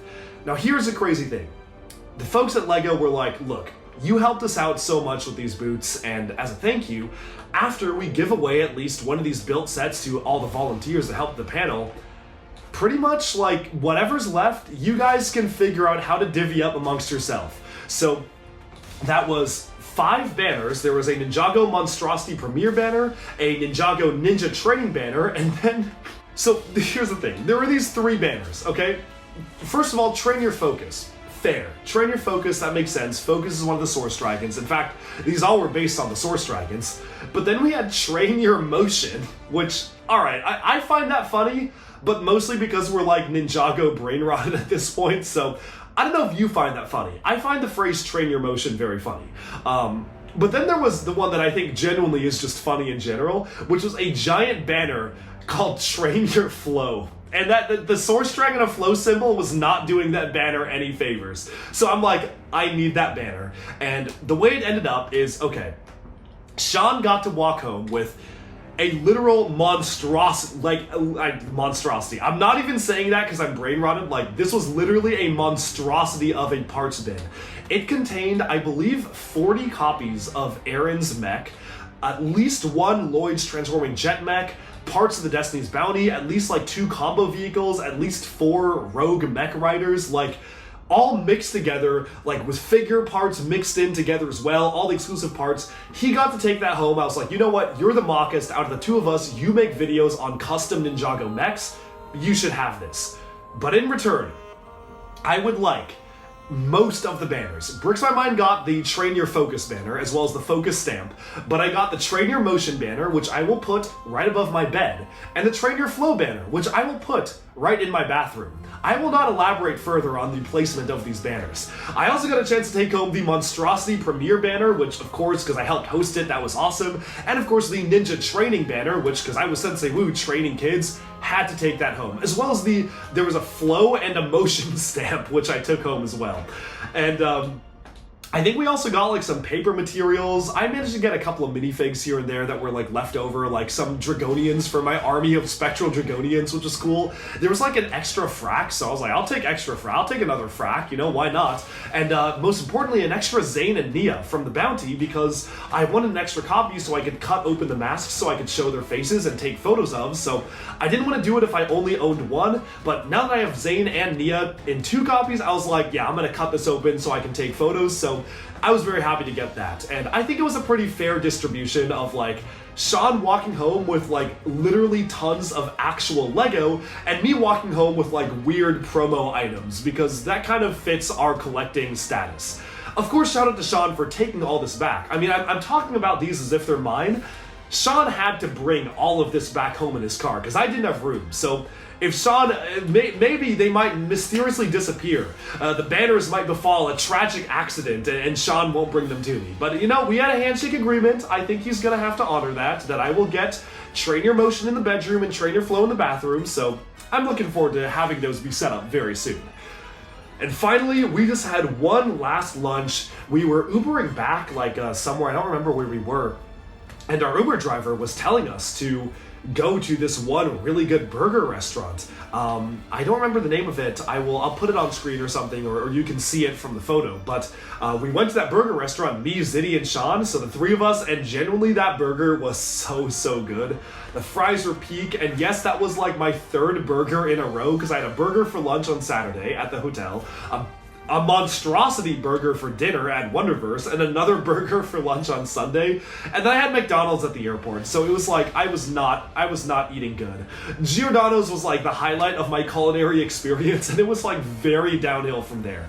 I was feeling merge quakes in my stomach by the end of it, I'll say that. I think there was some merge quaking going on, but at the end of the day, it was finally time to wrap up our Brickworld Chicago experience, and this was potentially the greatest convention of all time when it came to something like this. I genuinely think this has topped both of the previous ones. And there's almost too many things to name, but I think just being involved in official LEGO stuff and co-hosting Ninjago sessions was genuinely so much fun and so cool, and we have so many ideas for the 15th anniversary next year, where Doc Wyatt is literally docking in, Kevin Burke is burking in. It doesn't have the same ring to it. You gotta dock in. Kevin Burke is docking in as well. We're all docking in next year, because that's gonna be even crazier. I'm even trying to get some voice actors out. Like, it could be a crazy Ninjago celebration. But overall, had so much fun. Hopefully you enjoyed this very, very long, as usual, Brickworld Chicago vlog. Alright, of course, every single Brickworld Chicago vlog has to end with the haul. It is the last day of the convention. I'm about to go down and entertain some folks at the Ninjago booth, and my voice is completely gone, so it has been a crazy past few days. But without further ado, let's jump into the haul. I'm actually going to start off with this monstrosity over here, and this is actually an exclusive Ninjago Legends monstrosity bag that we got as fan media and influencers. Inside are all sorts of really cool items, such as a Ninjago monstrosity branded sweatshirt, which is maybe one of the coolest things that I got inside here. It looks like it's pretty much for all sizes, but you can see it says monstrosity on the front. And then of course you have the really cool artwork of Kai Jago at the back. Moving on from that, let's see what else is in the bag. There was actually a really special exclusive make and take earlier for this convention. So we have the dragon and the mech, which you can see right here. Super cool mini builds designed by Sakota, who actually just joined the Ninjago team and is a fan. Of course, inside is also finally a copy of Shatterspin, the new graphic novel featuring how Garmadon traveled to the realm of the wildness during the time of the Serpentine Wars and figured out how to use the secrets of Shatterspin. So super cool to get a swag bag there. But now let's move on to the main haul. I think we should start off with this absolute monstrosity of a display case right here. This was a gigantic Lego Bionicle display case. If you're wondering, how on earth am I getting this back to New York? Well, I am not getting this back to New York. My good buddy Bricks by Mind is getting this back to New York for me. How I will retrieve it from him once he brings it over, I do not know. But I absolutely had to pick it up because, of course, you've got Matanui. Unfortunately, they're glued, and he's in a really weird pose. Like, this is the pose they decided to leave him in and glue him in, which I don't really know why it's like that, but Matanui, Stronius, and Akar, as well as Gelu, but of course the Scopio in a display case is really cool. The only thing is that this technically was supposed to have a glass cover kind of over it, or like this clear cover. It doesn't have the cover, but thanks to that I got it pretty cheap. I think I spent only around, like, I want to say $150 or $200 for this entire thing, which is absolutely crazy. Like, I could be wrong, like maybe it was $400, but I don't think it was above that. I've lost track completely of how much. I mean, Ziddy, the cameraman, seems like he knows how much it was. $250. $250. Okay, well, he remembers how much it was. $250 is the final price for what I spent on this, which I think is pretty insane. At a price like that, I literally could not turn it down. But I think the person I got it from was also pretty happy that I took it off their hands and they didn't have to transport it back to wherever they were going.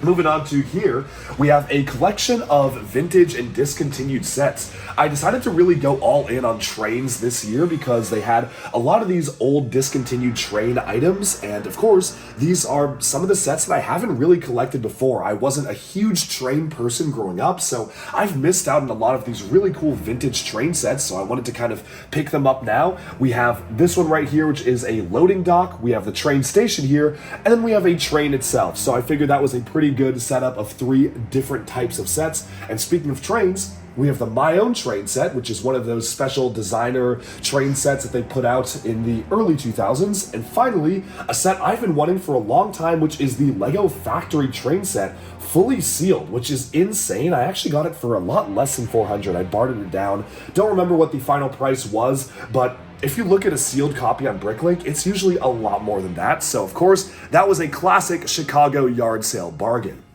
Over here, we've got a really cool, and if I can very carefully lift up this flap without knocking everything over, this is a Lego basic set. Oh, never mind. But actually, it is fully electric. So you've got the light and sound system here with these metal infused bricks, and the lights light up. There's a siren with a sound. It's super, super cool. And of course, this is fully sealed, so you can really turn it into anything. The main build is supposed to be a fire truck, of course, but really you can do whatever you want with it. Moving onwards to the next item here, we've got another classic building set here. This one was just a super simple one, not sealed, but very cool to get in the box with really good condition here. I honestly don't know if I'm gonna be able to take like any of these boxes home. I definitely want to take like at least some of them, but honestly, I feel like I'm gonna have to give away a lot of the other boxes here because I might be docked out of suitcase space. Now moving on to other stuff here, this is a weird one. It is a Lego Snap car. It's a really, really funky build, and I'm trying to collect all of the Lego Snap sets, which is such a weird line of Legos. So had to pick this one up. They said it is missing the motor, but that's okay because I actually have an extra motor in my apartment in New York. I happened to run across just a standalone motor, so I got that at a pretty good deal. Moving on from that, we have a really cool brick box. The reason why I got this, well, is the packaging, but it also has a chrome silver brick inside. You can see it says includes silver brick, which is a really nice touch and definitely something very unique that they put out back in the day. Aside from a little VTOL Technic set, which I thought was funny because Lego doesn't really do VTOLs anymore in that sort of style, we've also got this brand new Lego City collectible minifigure pack that they used to do. These are the same packs they did, like the sports players, like the basketball players, all came in packs like these, and it's just really cool to get something like that sealed. Now moving on to this is a set from 2009, and I remember being a kid and really wanting the Lego farm set, but not wanting it quite enough that I wanted it more than, say, all the other stuff that was coming out in 2009, like Power Miners. And so I never actually got the Lego City farm set until now. This is fully sealed, comes with 2 cows, which we still haven't seen back in the black and white spotted form, and just looks to be a really fun set in general. Okay. Moving on from this, I missed out on the Year of the Snake GWP earlier this year, so I picked that one up for a pretty good price. We also have a sealed Robo Rider set, Robo 4 set, which I already own, but I could not say no at $20 sealed. This is maybe the one set in this entire haul I didn't even bother to bargain down.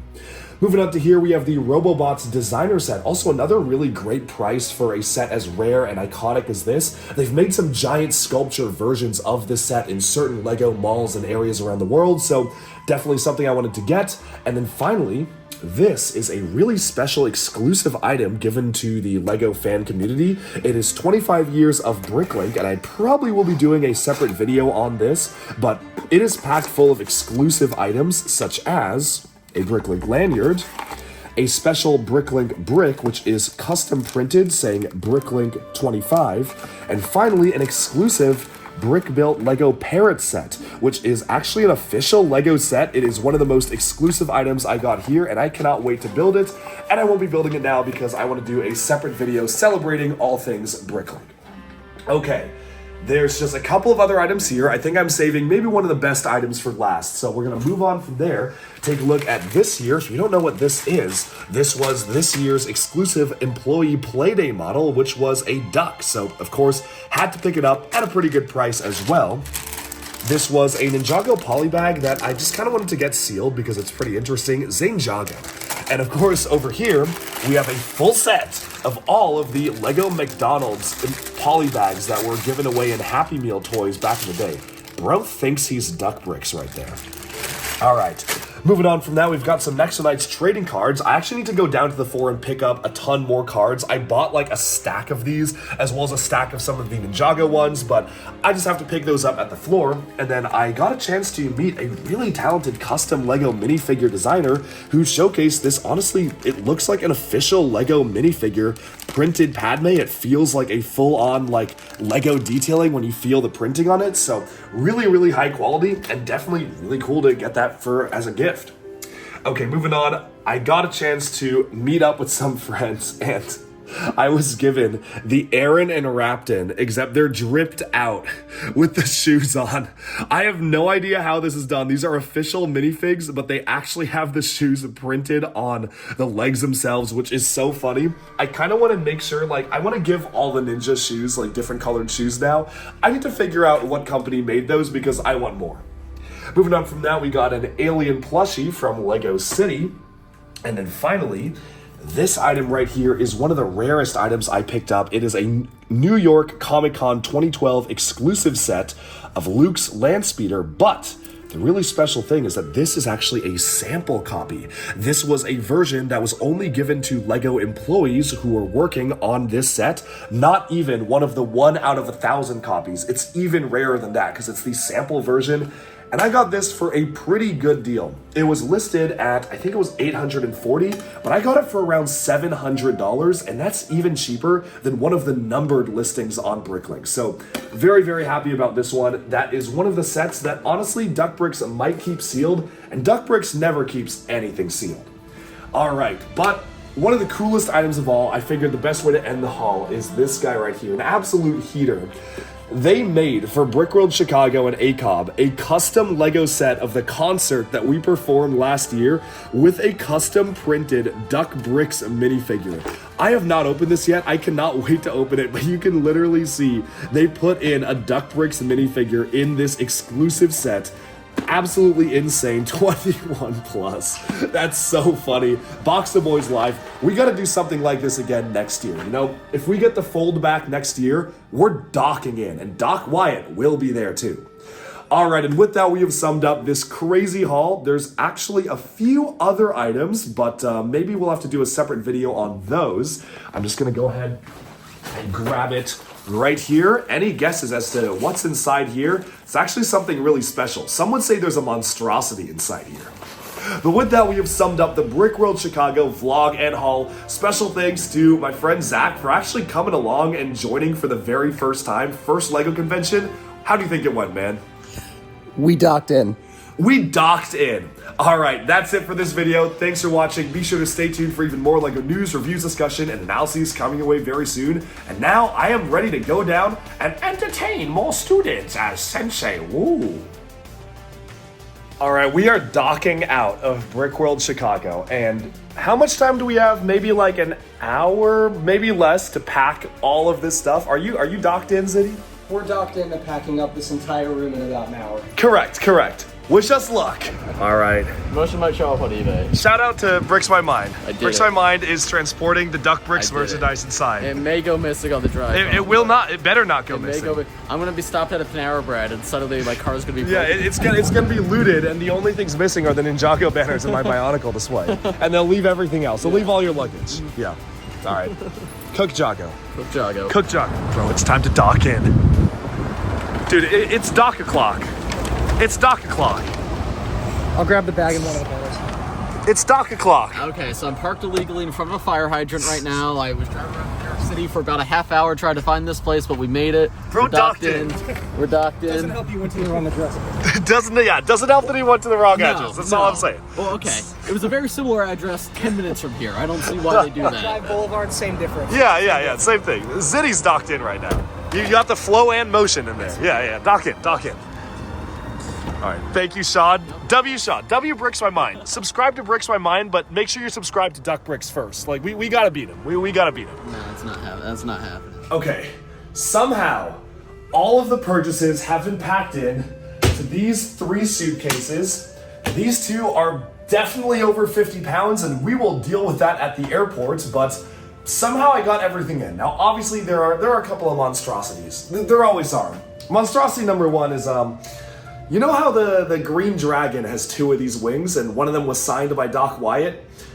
Well, one of them's just gone. I don't have an explanation as to where it went. The wings exchanged hands like 4 times as we brought them up and down the room to get signed and stamped, and one of the wings is just missing. So that's the real monstrosity of the trip. I'll tell you that. I'm gonna have to buy another one. Thankfully, the version of the wings that I do have still is signed by Demi, who's going to be a lot harder to get a hold of to sign than Doc Wyatt, because whenever I visit my friends in LA, I'll just meet up with Doc Wyatt so I can get him to sign at any time. So, not especially sad about that. I mean, I am, but we'll have him re-sign it. It'll be even better.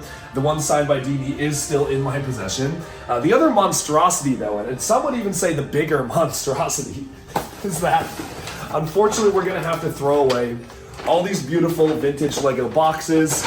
Gone, gone, gone. And this one's already pretty much destroyed, but that's gone. This old farm is gone. Pretty much anything that came in a box is cooked because I just don't have room in my suitcases to bring them. So cool to see that some of these have like inner sorting trays, inner boxes, and I know that this is the real monstrosity for many viewers who are watching, because I know some people are really crazy about collecting the boxes, but for me, I'm gonna be honest, Duck Bricks does not have room in his collection for boxes. This was actually sealed, which is pretty cool. Basic building set, fully sealed. Full set. Even a nice little flip-up cover there. So you can see that real quick, kind of like what that looked like, but all the boxes are going to go away. Okay, and with that, it's time to wrap things up. We're gonna have a very quick dinner and then close out on Brickworld Chicago. It's time to dock out.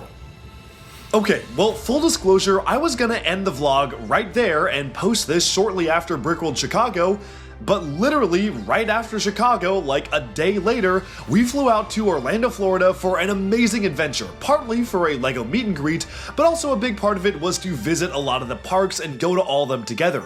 All of Disney, all of Universal, and yes, the brand new Epic Universe Park. And so I figured, why not add that on to this vlog as well for the entire massive Lego Bros experience. So here's what happened. I flew back from Chicago at around Sunday evening. I got in super early Monday morning, and I literally had basically just over 24 hours in New York to film some reviews, do some videos, and of course take some work calls before flying out bright and early the next day, getting ready to go to Orlando, Florida. Now, our days in Florida were absolutely jam-packed because we had not a lot of time, but a lot of ground to cover. All right, boys, it is 7:05 a.m. Yeah, it is. And we're headed to the wildness right now. That's right. Animal Kingdom, yes. Stop number 1, and then Epcot number 2, Hollywood Studios 3, and finally rounding it off at Disney World number 4. Level 4. Level 4. Will we make it? Comment down below. Disney Springs tonight, gotta add that in. And when it's all said and done, Ethan and I will be able to say we've been to every U.S. Disney major park inside of 1 week. So that is gonna be wild. Doc Wyatt.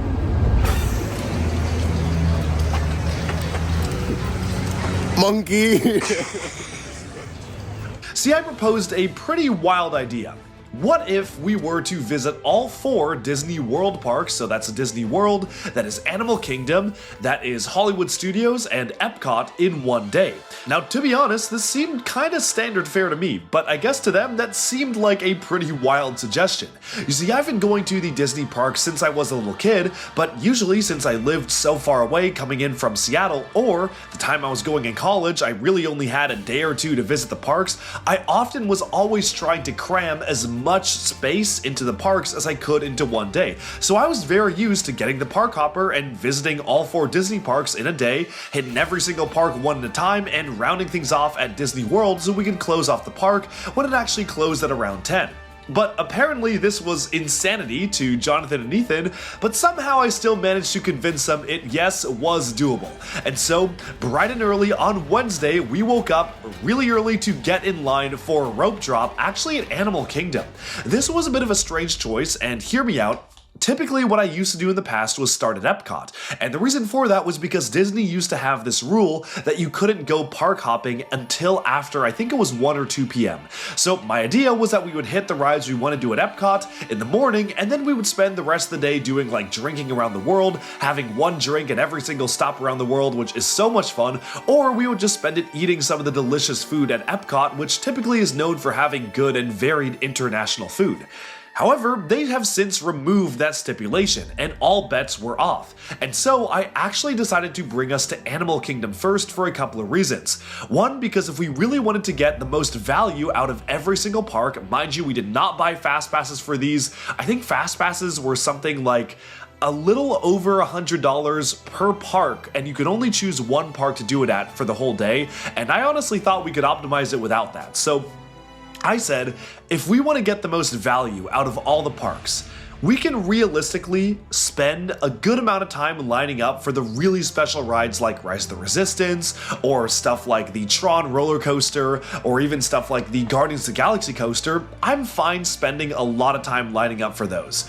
What I'm not fine with spending a lot of time lining up for are the rides in Animal Kingdom, because while I think the Avatar Land visually looks really cool, the main ride is basically just a glorified flight simulator. It's very similar to Soarin' Around the World or Soarin' Around California, just with a slightly different harness. And while the ride is fun and makes you feel like you're experiencing all the motion, it's certainly not quite as cool to me as any of the other e-ticket rides. So I said, if there's one ride that we're gonna just absolutely blast through without having to line up for, well, it's gonna have to be that one. I think it's Mount Kavora from Chima right there. Literally, yeah. We're actually in the wildness right now. Ninjago. Lord Roz is about to just annihilate everything. Where is Lord Roz? He's about to ruin the fun. Yeah, he's somewhere around here. I think we found the Monkey Palace. Yes, oh yeah. Look at that. Monkey Palace. Wow, that actually is Monkey Palace. It's literally That's Monkey crazy. Palace. Monkey. Monkey. Oh. Okay. All right, that ride was actually so sweet. It was basically like Soarin', but the Avatar version, so... Yeah, it was like we were riding like Rising Dragons on that. I told him no Ninjago references. Crazy. I think you owe me something from the gift shop now.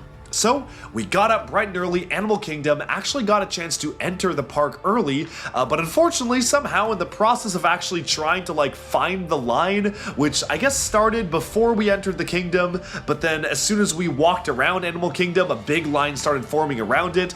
We ended up having to wait like, I want to say 40 minutes for that ride, which was about as much time as I'd be willing to wait. Honestly, a little more time than I'd be willing to wait for that ride. Don't get me wrong, it was really cool going through the line queue, and I genuinely think that it is one of my favorite line queues ever, but the ride itself is a little bit of a letdown given what you actually have spent all that time building up to experience it for.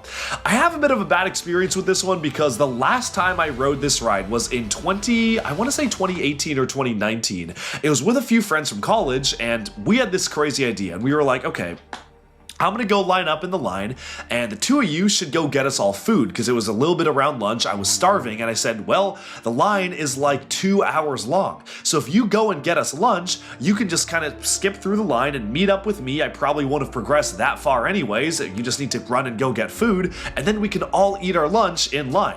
Well, what happened that time was they tried to enter the line, the person at the front said, look, you can meet your friend, but only at the end of the line. You can't really squeeze past all these people, which to be fair is actually probably fair. It's just not how I thought it would work. So instead, my two friends got us food, had to be blasted forwards to the front of the line. They ate their food, but then I spent 2 hours in line alone by myself, waiting to meet them. By the time I met them, we were all dying to ride the ride, so I couldn't even have a chance to eat my food. They said I couldn't bring the food on the ride, so I just took like 4 bites, shoveled my food, and tossed the rest out. So I had a very bad experience waiting in this particular line by myself for 2 hours, so I was not about to want to wait any longer for it with my friends than I wanted to. So we got through that. It was alright, you know, it was more fun than I remembered it, but it also was just a glorified Soarin' ride, just with a slightly different harness and more wild motion, so not the craziest thing in the world. You know, it's kind of similar to all of those rides around the world.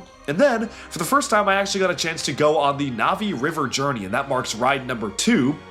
This one, I always wanted to go to, but the line was always way too long for it. Like, I can't justify a very slow-moving boat ride taking any more than like 45 to 50 minutes tops for me to wait for, and the line was always like an hour and a half long at best. So this time we walked in, and since it was so early in the morning still, it was like a 10-15 minute wait. I think we walked right on, so that was really awesome. And yeah, I think the ride was okay. It was a lot of build up for a really cool animatronic, but really not that much going on in the rest of the ride, and I felt like a lot of it was just kind of going through scenery without much of a story, which wasn't really the most exciting thing for a Disney ride. I feel like there were a few missteps made in the Imagineering for this one that made it just a little less exciting than it could be, but it was cool for what it was, so obviously nice to see all of the animatronics and the Pandoran wildlife, but then we immediately blasted over because I saw that Expedition Everest had a pretty quick wait, at only 10 minutes. It actually ended up being around 25, but that's still about as much time, actually less time than I'd be willing to wait for it. It's a pretty cool roller coaster and nothing groundbreaking by today's standards, but I like it for what it is. You know, the going backwards motion is so much fun, and seeing the Yeti just swiping at you, that was a ton of fun, and it was Ethan's first time, so we had a blast. Unfortunately, Jonathan isn't the biggest roller coaster fan, so he sat this one out, but this ride was tame enough for me that I was actually able to film us on the ride the entire time, so that was a ton of fun, and we can see some clips of that right now. Are you ready to see a monstrosity? Definitely. Let's do it. Merchquakes are happening. Merchquakes are happening. Yes. Dock in. Dock in, yes. Dock in. Oh my goodness. Oh.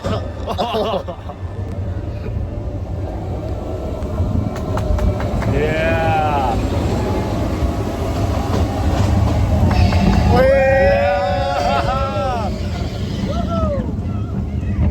Dock in. I'm ready to see a monstrosity. Yeah. Oh yeah. Whoa. Oh my goodness. Dock in. Oh my. Oh wow. Whoa.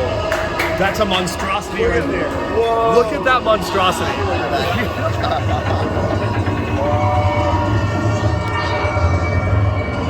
We're about to dock in. It's dock o'clock. It's dock o'clock. It's dock o'clock.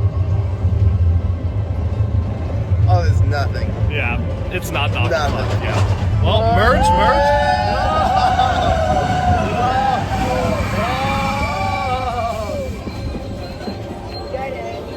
What is happening? Oh no. Uh-oh. I hear a monstrosity. Monstrosity. It's broken, look.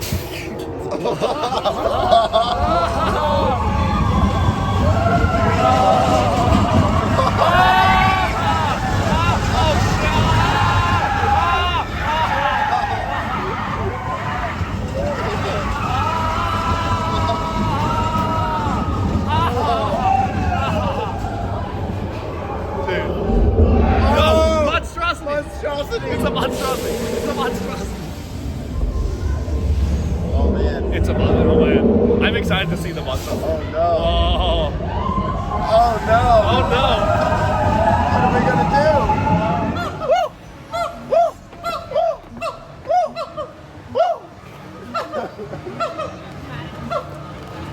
do? Ethan Jago.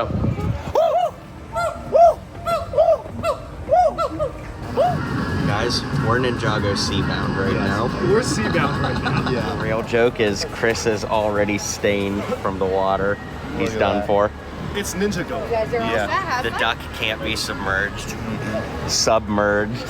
Yeah. But then from there it was time to move on to ride number 4, which was the River Rapids. Now this was a ride that we all could ride, which was really fun. I feel like the River Rapids rides are always a bit of a hit or miss depending on how wet you want to get, but it was an extremely hot day. More on that later. It was actually deathly hot, but it was starting to warm up. You know, this was before lunch, but it was still starting to get warm, and we absolutely were ready to be soaked, so I was very, very happy to be soaked, and yes, we did get soaked. There was a spurt of water that just, first thing, immediately when getting on the ride, we're like, oh, it's not that bad, we're not getting splashed that much. Out of nowhere, blast of water just slams me direct in the chest, soaks me completely, and I was like, you know what, this is fine because it is like 97 degrees out, which was insane, but it was about to get hotter. We're seabound right now. We're Ninjago seabound. Yeah. We're going to be submerged. Yeah. Merge. Keep it rolling. It will. Oh yeah. Look at this. All right. It's time to cook. Yeah. No, we're being lowered slowly. It's okay. It'll spin by the time it's spin jitsu. Spin jitsu. Oh, this is nothing. It's nothing? This is nothing. I'm all dry. We're gonna cut to you being soaked right now. Oh, no. Simon! No! That was nothing. Bro, I'm cooked. We're Submerged. Dude, I'm merged right now. I'm literally merged. I think I got hit the worst. This is like soaked, my guys. I'm merged. It's over. It's over. It's Ninjago over. It's Ninjago over. Oh, look. Oh, it's done. No. Knock out. No! Oh!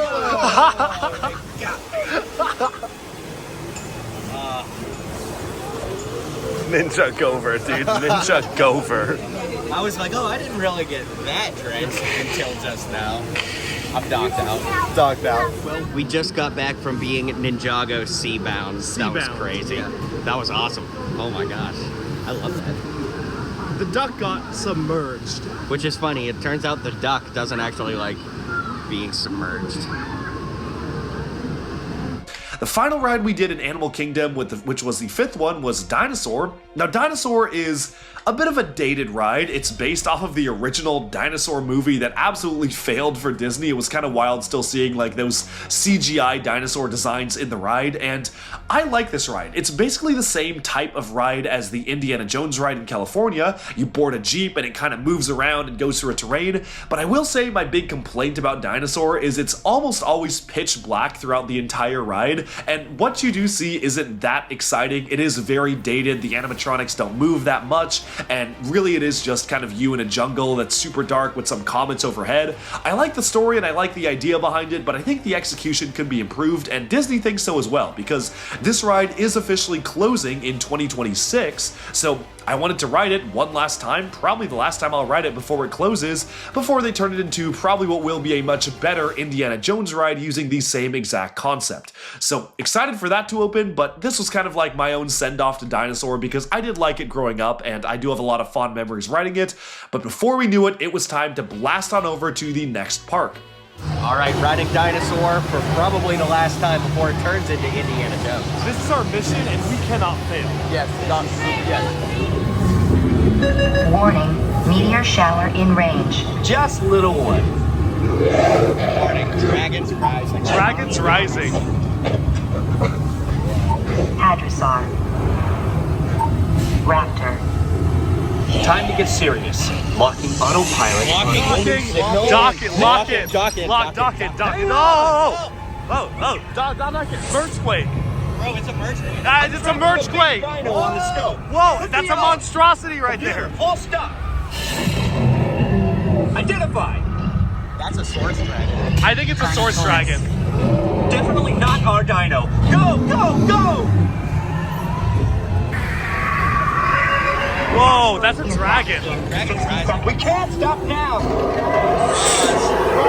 Raz. 4-wheel drive. Move it. Abort mission. Abort. We cannot fail. This is our mission. Forget it. Get them out now. Dude, that monstrosity just saved us. Brace yourself. This is it.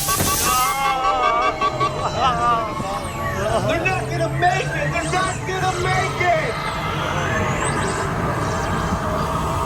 Mission accomplished. You made it! I knew you would, and guess who made it back with you? I better find him before security does. Thanks for everything!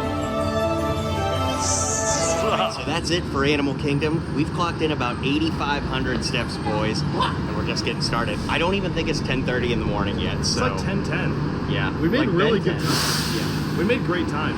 Yeah, so up next is Epcot, and then I know we're ending in Magic Kingdom, so Hollywood Studios in the we're middle. going to take the cable car over. So we're taking the bus now, then cable car, and it's all going to work out. Doc and next up, I decided to have us hit Epcot. It was kind of right around the lunchtime era, so a lot of people were going to be eating lunch. I figured the lines would be a little bit shorter, and there literally was only one ride that I personally cared about doing in Epcot, and that was the Guardians of the Galaxy roller coaster. Now, Epcot is home to a few other rides, but nothing that I'm super enthused about riding again. The Ratatouille ride is using trackless ride technology, and I rode it once in Disneyland Paris and once in Epcot, and that was more than enough times for me. I think it is probably one of the lamest uses of the trackless ride technology because it is so screen-based. The concept of shrinking yourself down to the size of a rat and going around the kitchen sounds a lot more fun than this ride actually is. I don't hate it, it's just alright, and I did not want to wait any more than an hour for this ride, and I think the line was 2 hours, so I convinced the boys to dock out. There are some other rides at Epcot, and I'm actually a fan of Mission Space. I'm not the biggest fan of it. I have a really good friend, Zach, who you've seen a few times on this channel, and this is like his favorite ride. He will swear by it. It's like the best ride ever for him. He'll ride it every time he goes to Epcot, and look, I respect that. I respect just absolutely loving a ride, but I also respect that this ride just isn't really the most exciting thing for me. It's cool for the first time to feel the G-forces on you, and if you don't know how it works, it basically mimics astronaut training, where you go inside these pods and there's a big centrifuge and it spins you around so fast you don't notice yourself spinning, but you feel the G-force kind of weighing down on you. But Jonathan isn't really the best with G-forces anyways. He rarely ever does any roller coasters. I think he just doesn't do roller coasters at all, with one minor exception, which we're about to find out. But pretty much he will dock out of any roller coaster. The Hogwarts ride at Universal and the Gringotts ride are a little too extreme for him, so that's kind of putting that into perspective. So I knew he would absolutely hate this ride, and Ethan is down to do anything, but I figured with our limited time, it was an okay skip. And they're currently refurbishing Test Track. Somehow they have come up with an even more boring new logo for it than before, but you know, we'll see what they do with it. Hopefully they make it a bit better. I miss the early days of Test Track when it was like a lot more fun before it got like corporatized, and I guess it's just being corporately rebranded another way here. So I don't have high hopes for the rebrand, but you know, we'll see what they do with it. But that was shut down. And the only other ride that is really of note is, I mean, I guess you have that like Mexico ride that goes around the pyramid, but that's not that interesting. The only other ride is Frozen, which I've done once, and honestly, the version in, I think it's Tokyo Disneyland, Tokyo Disney Sea, or maybe it's the one in Hong Kong Disneyland. Anyway, I've seen videos of like the much better version of the ride, which has like actual animatronics and not like monstrosities of screens projected onto the animatronics' faces. So I was happy to skip that, especially for the long wait. But again, going back to Epcot, the one ride we did was the Guardians of the Galaxy roller coaster, and I kid you not, this is one of my favorite roller coasters ever. It's not that crazy of an extreme thrill ride like a lot of the ones we're about to see and do at Universal, but the story behind it, the way it works, the way the car rotates you in very specific orientation, so you're maybe orbiting around a planet or following the action when the Celestial is attacking Earth, I feel like the execution of the ride is really, really well done. The only thing that's a bit lacking about it is actually the queue. The queue is kind of boring for this ride. It's really not that interesting. There's a cool pre-show reveal that kind of showcases you teleporting up into space, and it shuts off the lights and kind of moves the scenery up around you so it feels like you're in a different room, which that's actually a pretty cool effect, but otherwise the queue is just remarkably uninteresting. I kind of wish they came up with anything else other than what they did. But the ride itself is super fun. Now here's the thing, Jonathan will say no to any coaster. Doesn't matter what it is, it could be like the kiddie coaster, I think he'll do the dragon. He's done the dragon coaster at Legoland for us, so he's fine with that. Any other coaster though, like go one step above the Legoland dragon coaster, and bro is docked out.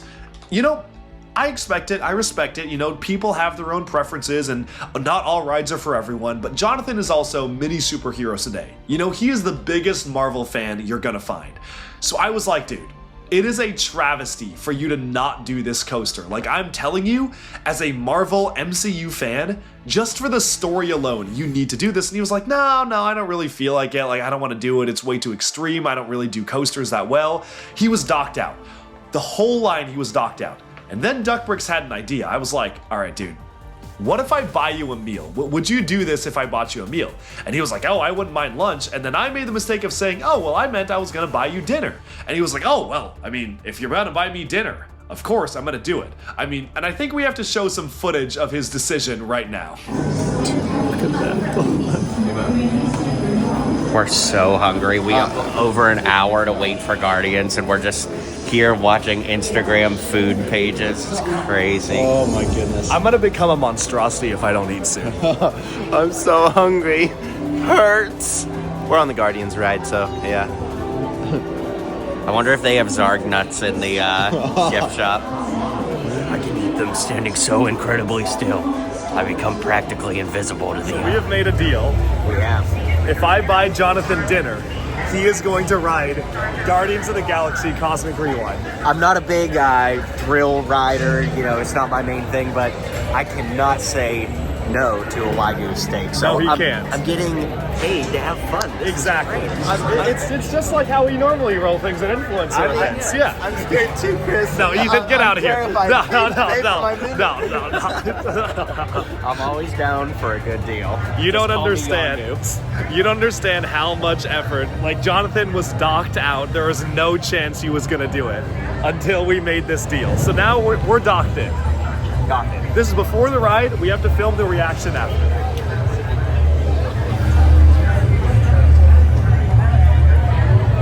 Doc Wyatt. Walking off the ride. What's your Yes. reaction, my friend? That was so wild. Oh my gosh, that was crazy. The part where you like spin around the moon. Oh, it's so crazy. So that was that the most intense coaster you've done? I did Hyperspace Mountain in Disneyland Paris. I honestly think that was more intense, but the spinning on this is pretty wild.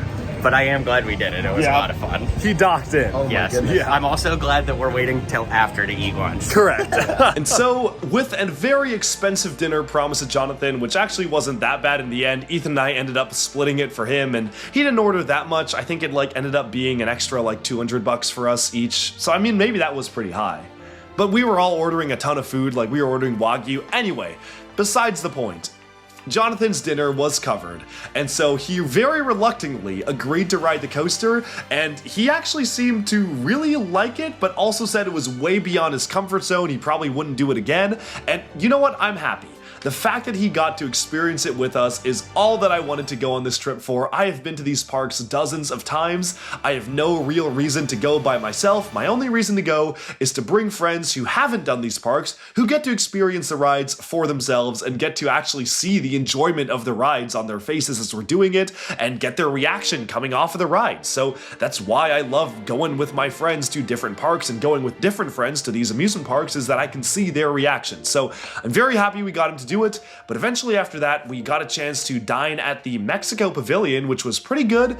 Honestly, not quite not the best Mexican food I've ever had. Not even close. Actually, it was just okay. I ordered the carne asada, and I don't think they know what carne asada is, because it was basically like a ribeye steak, which I like a good ribeye, don't get me wrong, but that's not carne asada. It literally means skirts, it's skirt steak is what carne asada is supposed to be, and it was not skirt steak. It was this thick. So not really sure what was going on there. I mean, it was okay. It just wasn't really Mexican food at all. But I was very hungry. I didn't even care. I was hungry enough. I was whatever. I'm just so hungry. I'm gonna eat whatever this is. And then we took the cable cars on over to the next park, which was Hollywood Studios. All right, we are back out in the sun here at Epcot. Chris is on a legendary Duck Bricks work call. If you don't know, Chris is famous for taking work calls while we are at theme parks. You just have to be here to see it. Look at those AirPods in. He's discussing very important business. Meanwhile, me and the artisan, we are locked in to all of the sights of Epcot. You'll love this. Chris, what did you just say? Ninjago.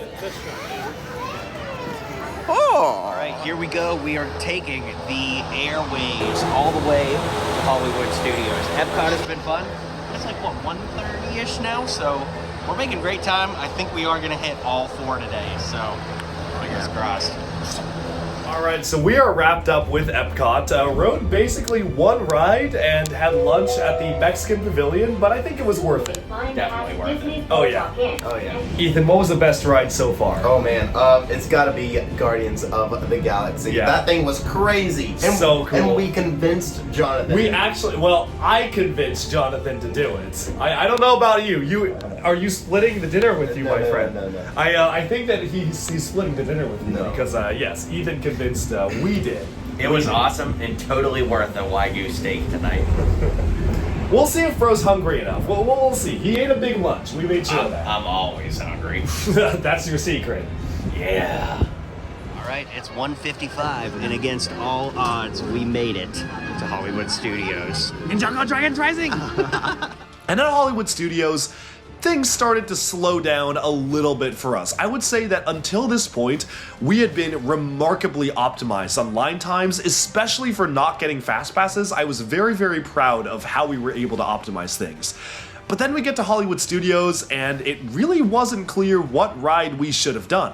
My initial idea was to go to Rise of the Resistance and ride it as long as it was like under, I think it was under an hour and a half. I think I said if it's under a 90-minute wait, I'm fine with waiting that long because it is a really good ride.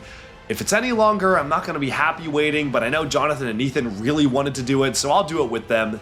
But we should go when it's under 90 minutes. Well, we're going to the park and it's an hour wait. Boom, done. Happy to do that. Good to go. We show up and the ride breaks down, which is not an uncommon occurrence. It's more uncommon now. I went actually to Rise of the Resistance opening week, I believe, or at least in the opening 2 weeks, and it broke down like 5 times throughout the day. I went one day and I didn't even get to ride it, and I had to go back the next day. It was a travesty. Some would say it was a monstrosity, but I've noticed that over the time, I think I've ridden Rise of the Resistance at least it's gotta be 10 times now.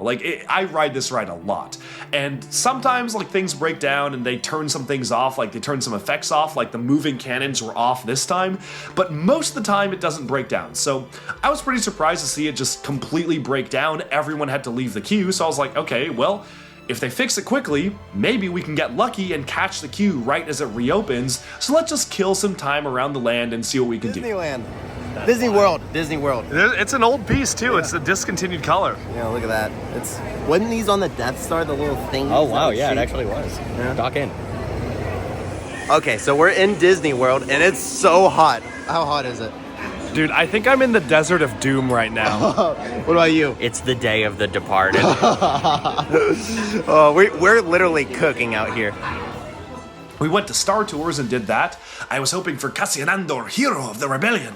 But instead we got Princess Leia for our ride. It was alright, but the last time I did get Cassian Andor, so I was very, very sad not to see my boy on screen, especially after finishing Andor Season 2. I am still riding the Andor hype train and was very much excited to see him on the ride. But we didn't. It was alright. We did get to go to Episode 3 though and see the battle over Coruscant, so that was really cool. But while we were killing time in Star Tours, Rise of the Resistance opened up. So I was like, okay, boom, let's go. This was so 6 was Guardians, 7 was Star Tours, ride number 8, Rise of the Resistance, and here's what happened. So basically what happened was after Star Tours, it still was shut down. Oh yeah, this was crazy. So it was still shut down. So Ethan and I were like, hey, look, we're probably going to go ride the Rockin' Roller Coaster. So Jonathan, you can do your own thing. We're going to do the roller coaster and then we'll meet back up. But the agreement is, if we see Rise of the Resistance reopen, we are blasting over there. We are docking in. No matter what, we're going to get over there. So, okay, that was the agreement. Ethan and I line up for the roller coaster, for Rockin' Roller Coaster, and we are in line. We're in line for 20 minutes, maybe 25, and it breaks down. They're suspending operations, we're done, it's over. It literally was Ninjago over, and we were like, oh my god, it's over, we're never getting on this, we're completely screwed. And then I check the app, and I see Rise of the Resistance just reopened with a wait time of 40 minutes. So I'm like, go, go, go. It's time to Ninjago, get ourselves over there. And so Ethan and I literally, in the peak, I think it was 97, 98 degrees out, we are sprinting over. And I kid you not, I'm usually pretty okay at handling heat. If it's too hot, I don't like it, I'm usually okay at handling it. I'm telling you, going full sprint at 2 p.m., peak Florida heat, all sun, no clouds, my head was throbbing so hard, I genuinely thought I was gonna pass out. I think this is the closest I have come to passing out from heat exhaustion. I didn't, I was okay, but it was a little scary. It got to the point where even though we were sprinting to Rise, halfway through the run, I was like, Ethan, stop, we're getting water. Got the water, chugged it completely, on the spot, threw out the water, and then continued running over. And that was all we needed. So We get to Rise, and I'm like, Jonathan, dude, where are you? And he's like, dude, I'm docked in. I'm about to watch the Indiana Jones stunt show. I can't go. And I'm like, come on, dude, it's the show versus Rise of the Resistance at the shortest wait it's gonna be all day. Dude was like, nah, it's okay, dude. Like, I don't care. I'll see you guys after the ride. It's okay. So I'm like, all right, fine, whatever. Jonathan's docked out. So Ethan and I get in line. And we are in line, and I kid you not, we are about to board, right? Like, we are about to board, like, we're about to, like, at least go into the pre-show, and then Jonathan texts, he's like, hey guys, I'm all done with the show, where are you? And I'm like, I mean, they're probably not gonna let you, but you can tell them that we're in line, and if you show up at Rise of the Resistance, see what you can do, and we'll go from there.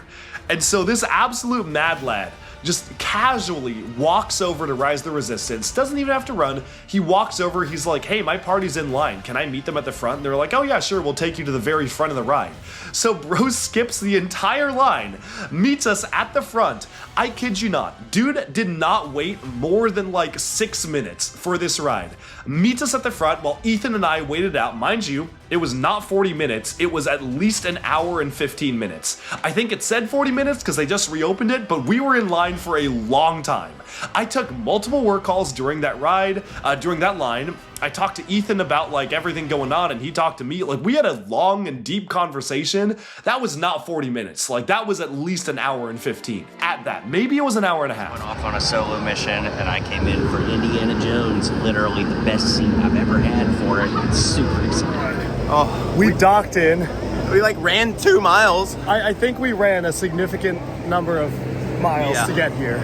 But Rise of the Resistance was shut down. It is now open again. It's only a 35-minute wait, theoretically. Yeah. So we're docking in. We left Jonathan. Mini Superheroes Today is inexplicably staying at the Indiana Jones stunt show. I don't know why. I know. Sometimes I don't know what goes on in that head. I've seen it in person and watched it on YouTube tons of times, so it's like... We're docking into Rise of the Resistance. Yeah. Dragons Rising of the Resistance.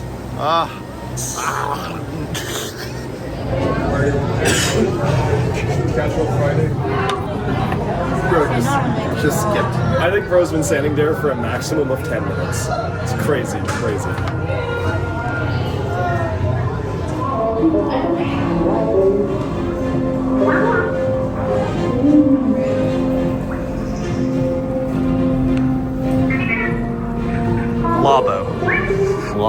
Labo. We rise. My dragon is rising. Anyway, Jonathan casually strolls on, waits no more than 6 minutes, and joins us like, hey guys, this is a pretty short line, right? And I'm like, yeah, all right, mind you, we got him back for this. We did get him back for this, but anyway, he walks on, and we had an absolute blast on the ride. I mean, if you haven't ridden Rise of the Resistance, I would say, like, you are missing out. It is probably my favorite. Is it my favorite dark ride? Actually, not anymore. I think my favorite dark ride has been it's been unseated. It's now one of the rides in Epic Universe, which I'm about to talk to you about. But before that, it was my favorite dark ride. So I love it. I love Star Wars. I mean, I don't have the most love for the sequels. Like, I actually don't like the sequels that much. And I know, big surprise, I think a lot of people don't. And I could spend a whole different video talking about that. I liked some parts of what they tried to do there, but I think overall, especially Rise of Skywalker, just, oh my god, so bad.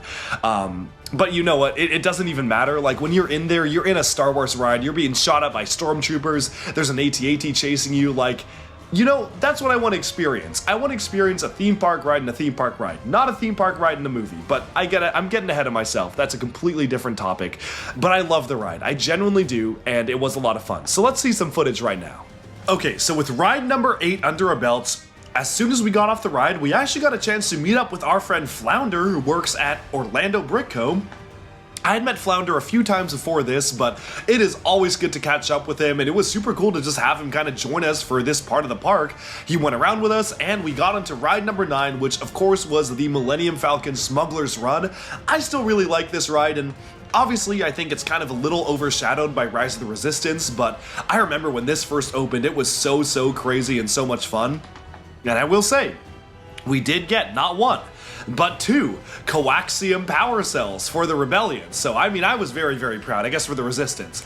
I was very proud of us, you know, pretty good flying. I was going left and right, Jonathan was going up and down, and usually I'm the up and down pilot, so I kind of decided to switch it up this time, go left and right, and yes, I did get to pull the hyperspace lever to launch us into hyperspace on the Millennium Falcon, which is so much fun. And of course, we got to see one of my favorite Lego Star Wars characters. I don't know why I said Lego Star Wars characters. One of my favorite Star Wars characters, and that is Hondo Onaka of Onaka Transport Solutions. All right, we are trying to do Chewie mode on the Smuggler's Run Millennium Falcon. Dude. No shot. It is very, very unlikely we'll get it because you all have to do it in sequence. Also, Flounder joined the party. What? But yeah, I don't think we're gonna be able to do it. It's too difficult. Yeah, all 6 people have to do one motion at the same time, and we of the 4 of us, we can do it. But we would dock it, but I don't know about the other 2. Tough to say. I guess we'll find out. Engineers to operate the ship and gunners to defend the shipments. And that is where you come in. The Millennium Falcon. On load for some very fast and very profitable expeditions. You never gets old. Dude, I think we're in the Destiny's Bounty right now. It's the Destiny's Bounty. Well, unfortunately, we did not get Chewbacca mode, try as we might, but it was still fun. We got 2 coaxium. Pretty awesome. Wait, we're real pirates. Some would say we're skybound. Whoa. You heard it here.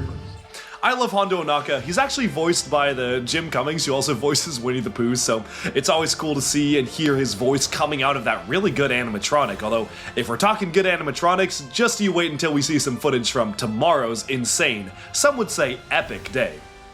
But after going on the Smuggler's Run, then we decided to kind of split up a little bit and just tour around the park. Ethan and I, first off, wanted to go on to the, finally I get a chance to do the Rock and Roller Coaster, but actually on our way there, we noticed that Tower of Terror had a 15-minute wait time. What was 15 minutes turned into more like 45. I don't know why it said 15, but you know, we were like, hey, it's 15 minutes, let's go. All right, we're docking into Tower of Terror.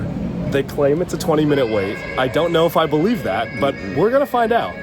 Yeah. Rise of Resistance was like, they said it was a 35, and we waited over an hour. Yeah. Oh my goodness. Yeah. Dock out.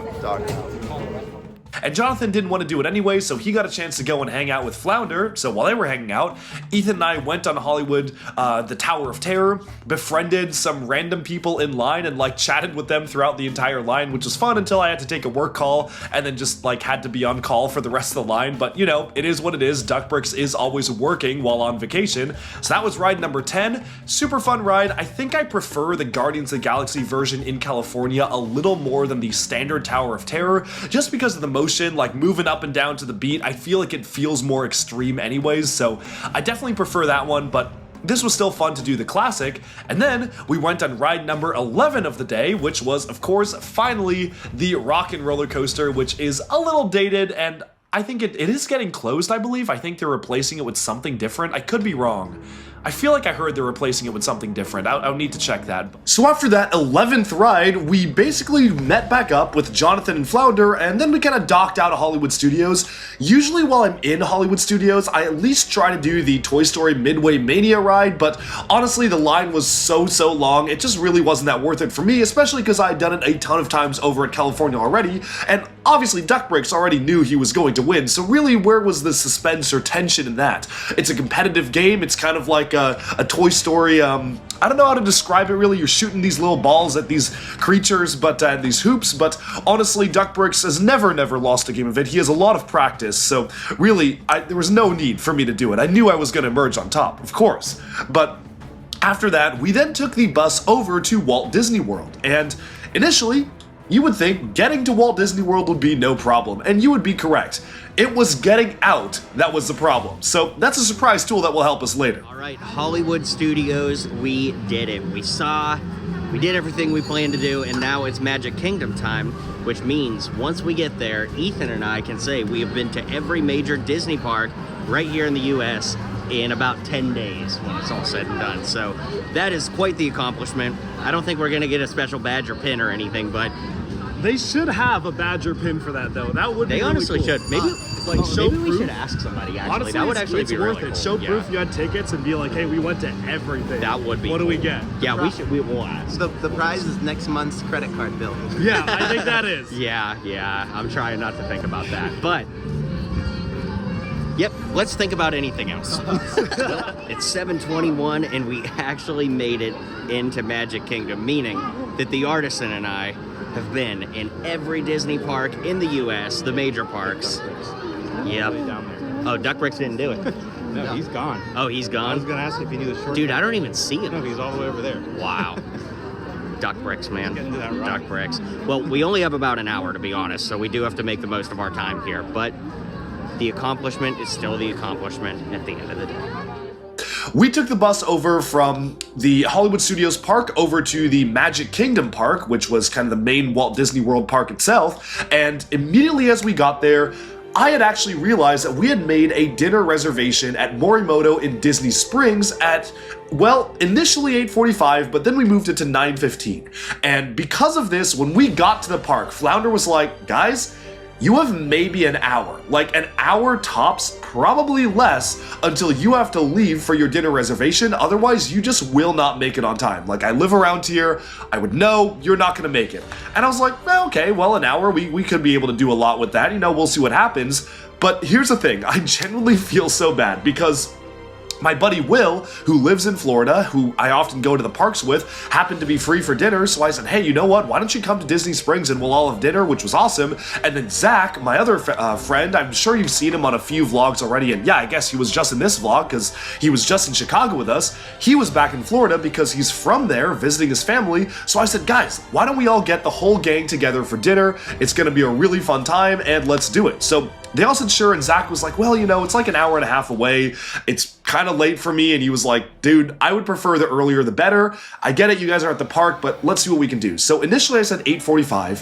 When I added Will, the reservation slot changed to 9:15, so I let him know, but I guess I let Zach know and he didn't see my message or something because for whatever reason, he arrived at 8:20, and like at 8:20 he texted me and he's like, hey man, I'm here a bit early, but I'll just hang out until you guys get here. And I was like, oh, like you do realize dinner's not like for almost another hour. And no, he did not realize that, but it was all right. Will got in a bit earlier as well. I think he arrived like 8:40ish or maybe 8:35, so at least the two of them got to catch up and hang out, so that was okay.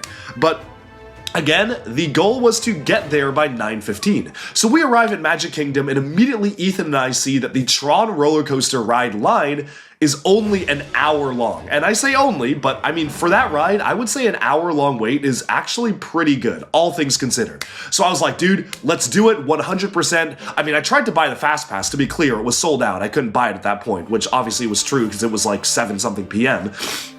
But I was like, dude, we can line up, we have 1 hour, okay? If it's actually around an hour, we will be out of this ride, because it's only like a minute long, by exactly the time we need to be, and then we can leave and be on Disney Springs on time. So Ethan was docked in.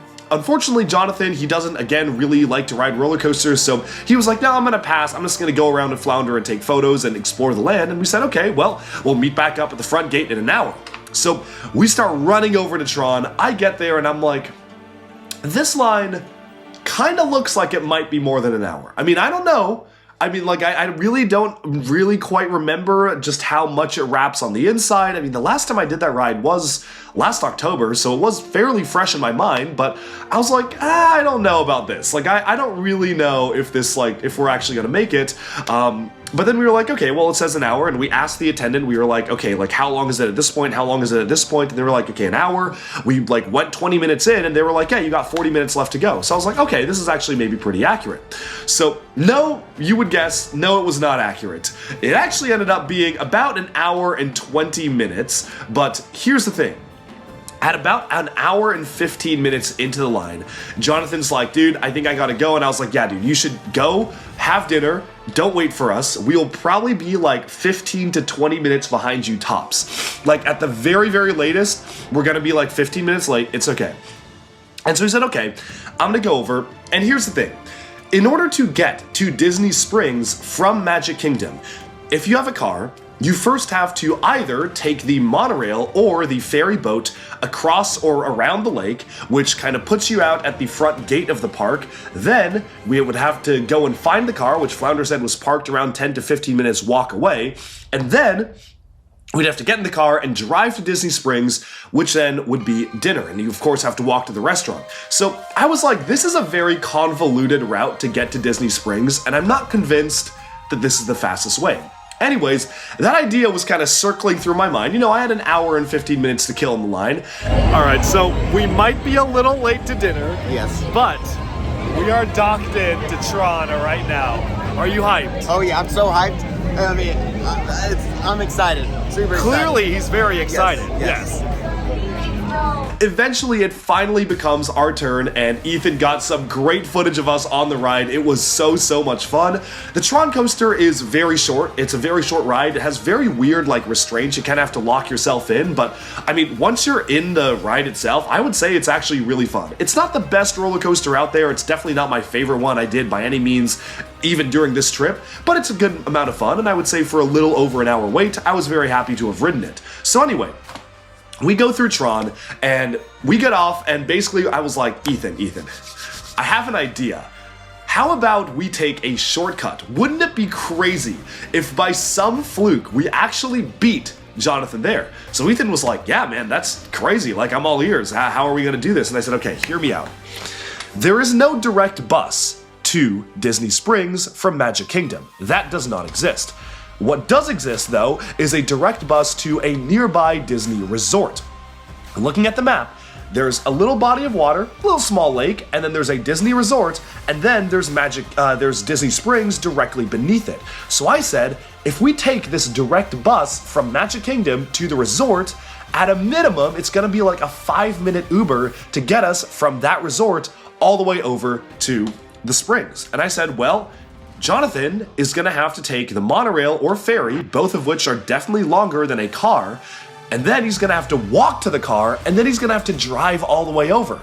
We can basically do all of this by just 2 car trips instead of that convoluted mess. So Ethan was like, I'm in, I'm game, let's do it, let's do this shortcut. And I'm like, that's the thing about Ethan. Ethan is always docked in. For any crazy plan, he's always docked in. So I was like, awesome, okay, the 2 of us, let's go and do this. And we take the bus, and again, to get to the bus, I was like, well, we have to watch the time.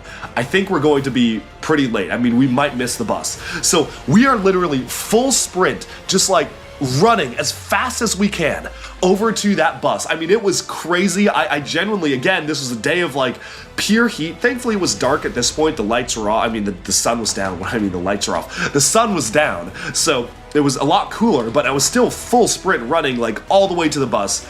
We make it on the bus right as it's about to leave. Like, we literally just managed to catch it. So I'm very glad we sprinted. And then on the bus, I'm like kind of going over the plan with Ethan. I'm like, all right, so we take the Uber. Just remember, we got to call it as soon as we get there.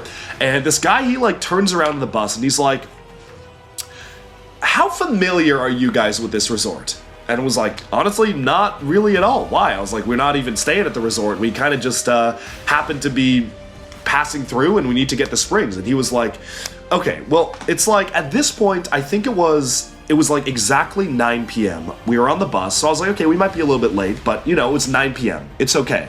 And he's like, you guys are not going to be able to get an Uber. Like, you can call an Uber, but at like 9:15 by the time we arrive, you're not going to be able to call one. He's like, if you want to get to Disney Springs fast, your best bet is to take the water taxi. And I was like, well, okay, I mean, if there's a water taxi that goes right across the lake, that might even be faster. He's probably right. I don't want to have to wait for an Uber. At this point, we were still, like, good on time. Like, it was 9:15, which is when the reservation was going to start. I told the boys, I was like, guys, go ahead and order. Go ahead and start eating. Like, please don't let us stop you. We're going to be, like, maybe 10, 15 minutes late. Because from my original plan, we would have gotten to the resort at, like, 9:20, taken the Uber, and then we would have gotten there by like 9:25. Maybe 9:30 at the latest, we would have been 15 minutes late. So anyway, he's like, no, you should take the water taxi. And I said, okay, great, how do we do that?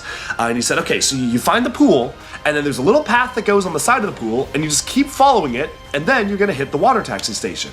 So I was like, okay, I mean, that sounds simple enough. Like, yeah, I guess I'll try it.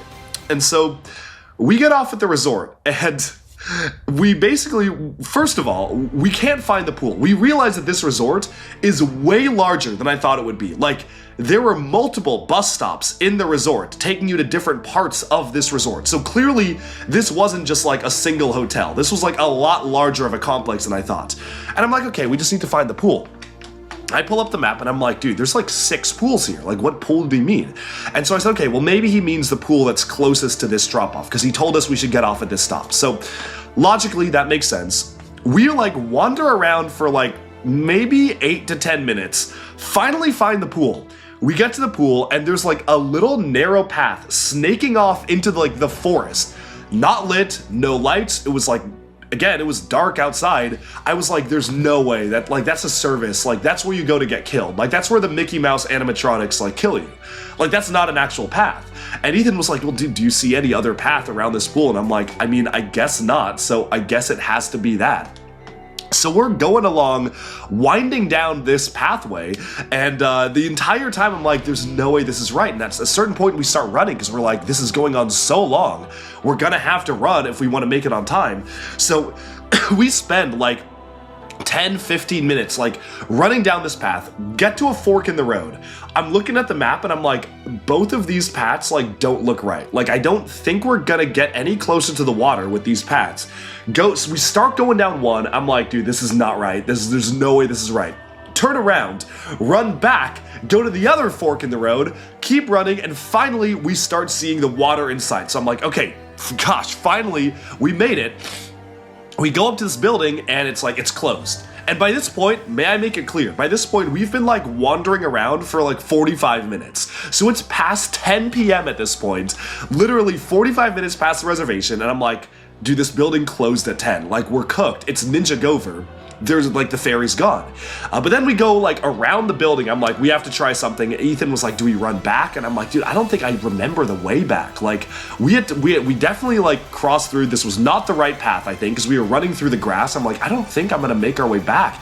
And even then, how are we gonna call an Uber? The restaurant closes at 11:30. So anyway, we're on this path. We go around the building, and there is a dock. Like, there is a dock for the water taxi, and I'm like, oh my god, thank god, we're here. But as we approach this dock, you know, like, when you go to a Disney resort, you kind of expect a certain level of like quality and upkeep, I would say. Like, you would expect there to be, at least at a bare minimum, like a standard base level of like legitimacy to where you go. So I'm approaching this dock, and this looks straight out of like Pirates of the Caribbean. I was like, dude, is this part of like a ride? Like, is this the dock we're really supposed to use? I was half expecting like a pirate animatronic to be like sitting back there chilling, but no, that was the dock at this resort. It was just really run down and like kind of sus. So we get there, and we're sitting there absolutely alone. It's like 10:10 at this point. And I'm like, I don't know when the boat's coming. Now, it does say there's a sign that says boats in operation, I believe, until 10:30. So I'm like, okay, boats are in operation until 10:30. Like, there should be one until 10:30. So we're sitting there, we're waiting, and eventually we're like, dude, I don't know if the boat's coming. Like, we might be in serious trouble here. So anyways, a couple comes up and they're like, oh yeah, well, the boat comes every 20 minutes. You probably just missed the last one. You just should wait. I'm like, okay, well, I'm very glad to know there's at least another human being here who can verify that there is a boat coming and who is also waiting for this boat. Come on, Ninja. Set the sail. We're about to. I think the amulet keepers are on our tail. If we ever get out of here. This is our mission that we cannot fail. Yeah. Ninja. Jump up. Kick back. Whip around. And spin. Even the artisan is cooked. Come on, Ninja. Let's set the sail. Let's set the sail. All right, Ethan. So we are what, an hour late to dinner? Yeah, literally. The boys are there. They made it on time. Listen, it's all payment because Jonathan let Ethan and I line up for an hour and a half while he enjoyed a show and then met us at the front of the line. So this is payback. He's a user. Yeah, but they did say we're about to dock in over here, and I mean, I'm thinking a pit stop. Oh yeah. I'm thinking pit stop. Don't be hasty. Lego bricks are very tasty to me. I'm feeling a little hungry right now. That being said, we are literally docked out. We are docking at the furthest possible point from the restaurant right now. Dock out.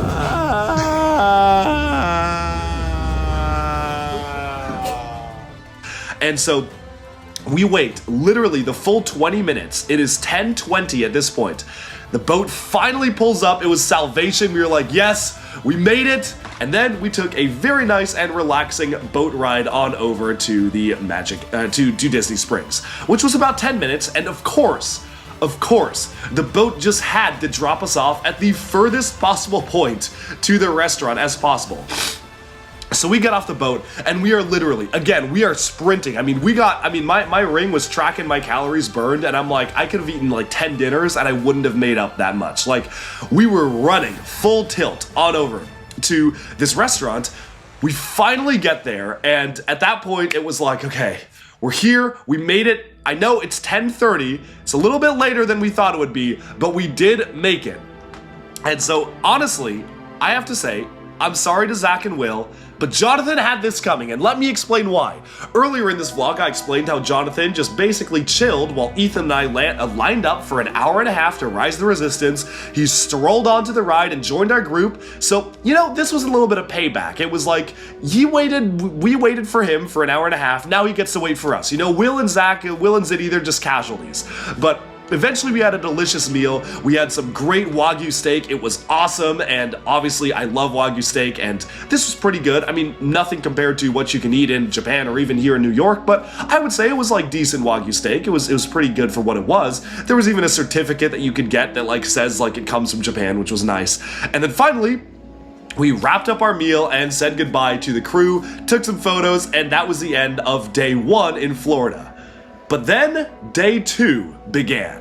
And so bright and early, the next day began, and this was the real reason as to why we were going to Orlando, or at least a very big one, and that was Epic Universe, the brand new theme park that just opened in Florida, part of Universal, and I was so hyped for this. All right, boys, day 2 of the Disney adventure. This time we are going to Epic Universe, which I think is kind of the reason as to why we're all on this trip, right? Yeah, we kind of framed it around this with Epic having just opened recently. We thought, oh man, it would be so cool to check this out. Oh yeah. And I don't know who threw it out first, but it was like, oh yeah, we should do that. Yeah, I'd do that. Yeah, I'd do that. And it just happened. Oh, yeah. Well, I'm a little docked out because I'm running on about an hour and a half of sleep. I got a lot of work to do last night, but I think you guys got a bit more sleep than me, so I think your energy is going to carry me through the day. Hopefully. Okay, we will help you. Thank you. My voice is gone. I got the Michael J. Fox thing going on over here. It's gone. Well, I'm super hyped for Epic. What are you guys' most anticipated rides? I'm really excited to see the Mario area, and although it's not a ride, man, I want that Mario burger. Oh, we gotta eat there for sure. What about you? Honestly, anything Mario. I grew up with Mario. It's nostalgic for me, so I'm excited for that. Dope. I mean, you know mine. Monstrosity is unchanged. I mean, you got it. And maybe Battle at the Ministry, too. I think those two, I don't know, Stardust Racers is pretty hype as well. I can't imagine how many times Chris is going to say monstrosity today. Dude, we better be careful about how much time we spend in the land of monsters, because we might become monsters ourselves. Oh. We should be careful. We should watch the time. Did you not watch Monstrosity? Ninjago. There's a chance. Ninjago. We can be a hero. We could be a hero. Maybe. That's true. Ethan knows. He watched Monstrosity. And you should too. I had been following the development of this park for months, ever since it was announced. I was seeing like the pre-test footage. Universal posted a clip of like the animatronics and the monster ride, and I was like so hyped for that. But as soon as the park opened, I wanted to remain free of spoilers, and I refused to watch any ride-through videos. I didn't want to watch that at all. I was like, you know what? I just want to experience this on my own and basically not be spoiled by all the videos out there. So my hype for this park was off the charts. Like, I was probably the most hyped for this park than I was for any theme park I remember going to, maybe like ever. Like, I was really excited. Like, I've been to some really cool theme parks in Dubai and in other parts of Asia and the Middle East and Europe and like in the US, and none of that rivaled the hype for that I was feeling when entering Epic Universe. So immediately I was like, okay guys, we are rope dropping this park. The very first ride we need to go on is Ministry of Magic. Everyone's saying it's the best ride. I actually would disagree after our experience, but again, maybe that's a hot take.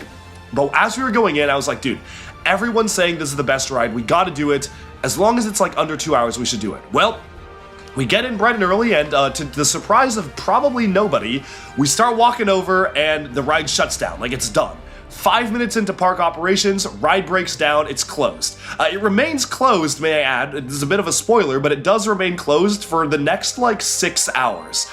6 hours? Maybe like 4 to 5 hours. Again, it remains closed for a while. Like, it took them a while to fix this. So I'm like, okay, we pivot, let's go to the next best ride I'm hearing of, which is Monsters Unchained. And it wasn't necessarily going to be the ride with the longest line, but I had heard it was basically like the second best ride in the park. Now, in the past, I had done Mario World before. I did it both in Japan and in California, and I was personally very underwhelmed by the Mario ride. Like, the Mario Kart ride is, like, really lame in my opinion. I don't know how you make a Mario Kart ride that, like, goes really slow, like, it just inches you along. And then you have the weird AR goggles that are super clunky and you only can see in, like, this box, like, range of vision. I don't know. I'm not a big fan of that ride, but every other ride sounded awesome.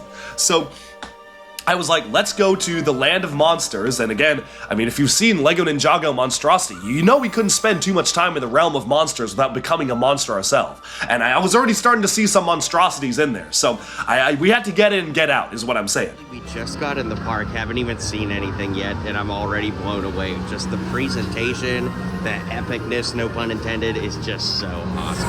I think we're entering the realm of monsters. Monstrosities. We're about to see some monstrosities. Man, we're about to become monsters. We can't spend too much time in here. Yeah.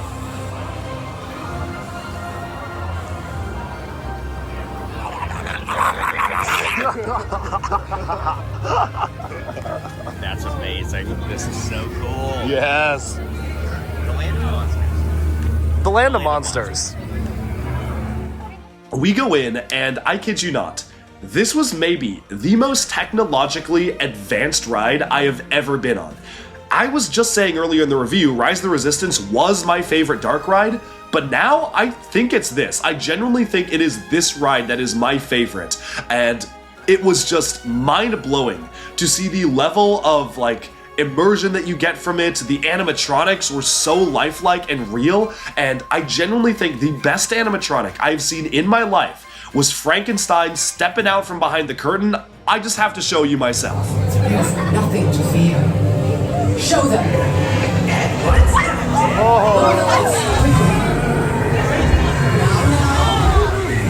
These people are friends. See? There's nothing to be afraid of. He is amazing. Better than the original. He is the key to our most exciting experiment. For years, I have studied and controlled the monsters that prowl the darkness. Yeah, that is crazy.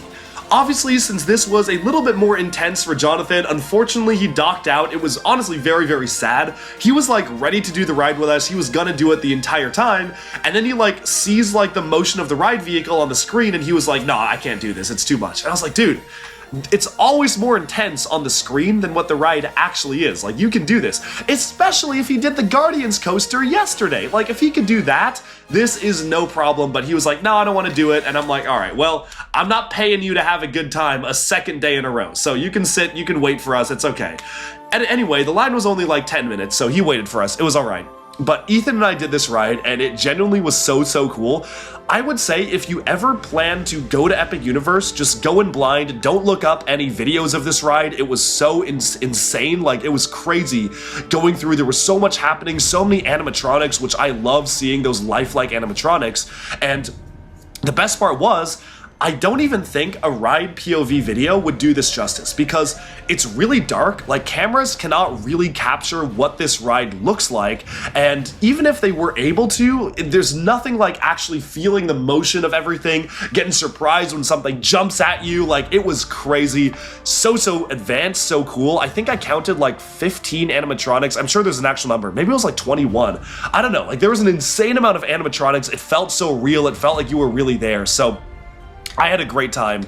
Definitely my favorite theme park ride maybe ever. Like, I mean, maybe discounting roller coasters. I feel like that's in a different category, but easily my favorite dark ride, and we did it twice in this day, so that was awesome.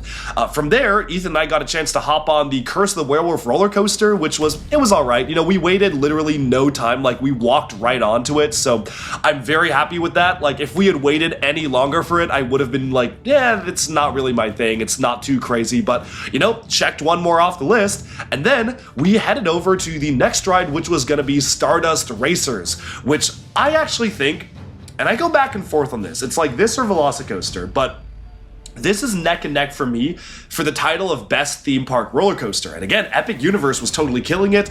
I know a ton of it is maybe recency bias, like I just got to do these rides, it was just so amazing, but I genuinely think like Epic Universe like really has top tier rides. So we got on this coaster, and basically we were in line for I think like an hour, which was okay. It said it was going to be a 40-minute ride wait. I don't think it was 40 minutes. I think it was closer to an hour. But obviously during that time, Ethan and I got a chance to really chat and catch up, and Jonathan got a chance to explore the park. So I'm sure he was up to having all sorts of trouble and no good at all. Of course. I mean, how could he be having fun without riding Stardust Racers? No way.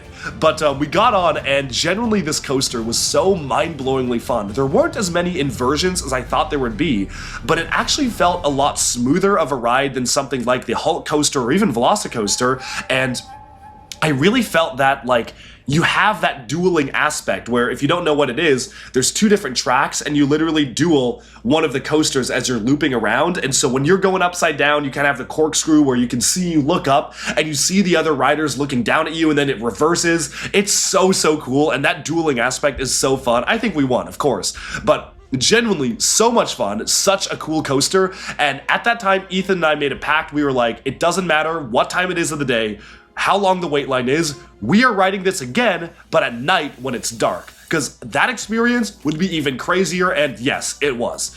All right, so the Land of Monsters, oh my gosh, this was so much fun. It was a monstrosity. Yes. We gotta get out of here before we become monsters ourselves. Yes. But in all seriousness, this is the first park we walked to, and one thing I love is just how immersive everything here is. Like, having been at Disney all day yesterday, having been at Universal last month, those parks are great. I love them and would go back tomorrow, but they put so much immersion into this. Yeah, I hope that the video is doing it justice, but man, it is absolutely out of this world. Yeah,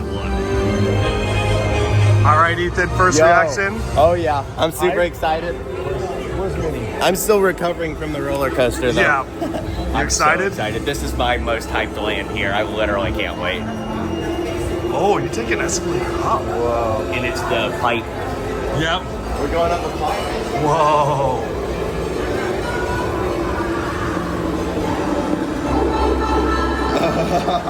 Here we go. Let's get the reaction. Yo. Oh my god, it's from N64. If I stand here and look up, maybe I'll go to the Cloud World. The Cloud Kingdom. No, I'm still here.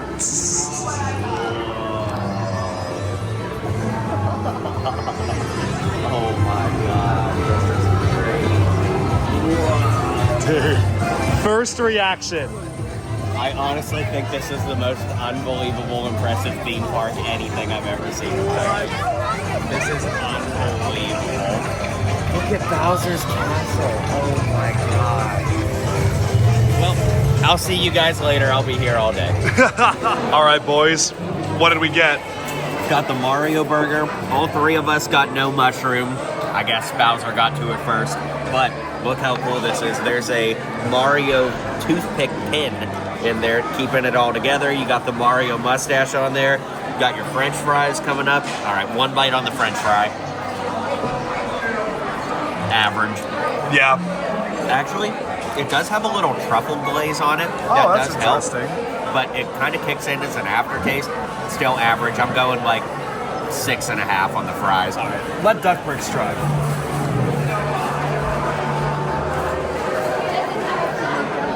Yep, I taste the truffle, but average. Yeah, the truffle taste helps bring it up, but the texture of it is just like cafeteria fries. So that weighs it down more than the truffle. Yeah. The burger looks absolutely awesome. I love that Mario mustache on there. I'm excited to try the meatball too. We got the Bowser meatball. Look at that. Oh, yes. Not a lot of bacon on there. Would have hoped for more, but we'll give it a go. The Mario burger. One bite, everybody knows the rules. That's really good. Okay. Yeah. Yeah. All right. Let Duck Bricks try. Duck Bricks.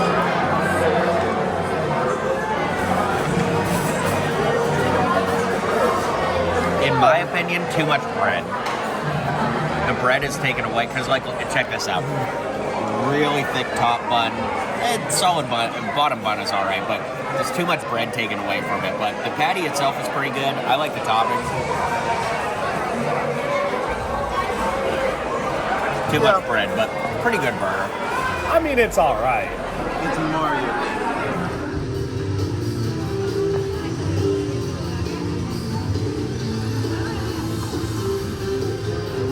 Super Mario! Lego Mario time! I can't do a Yoshi noise.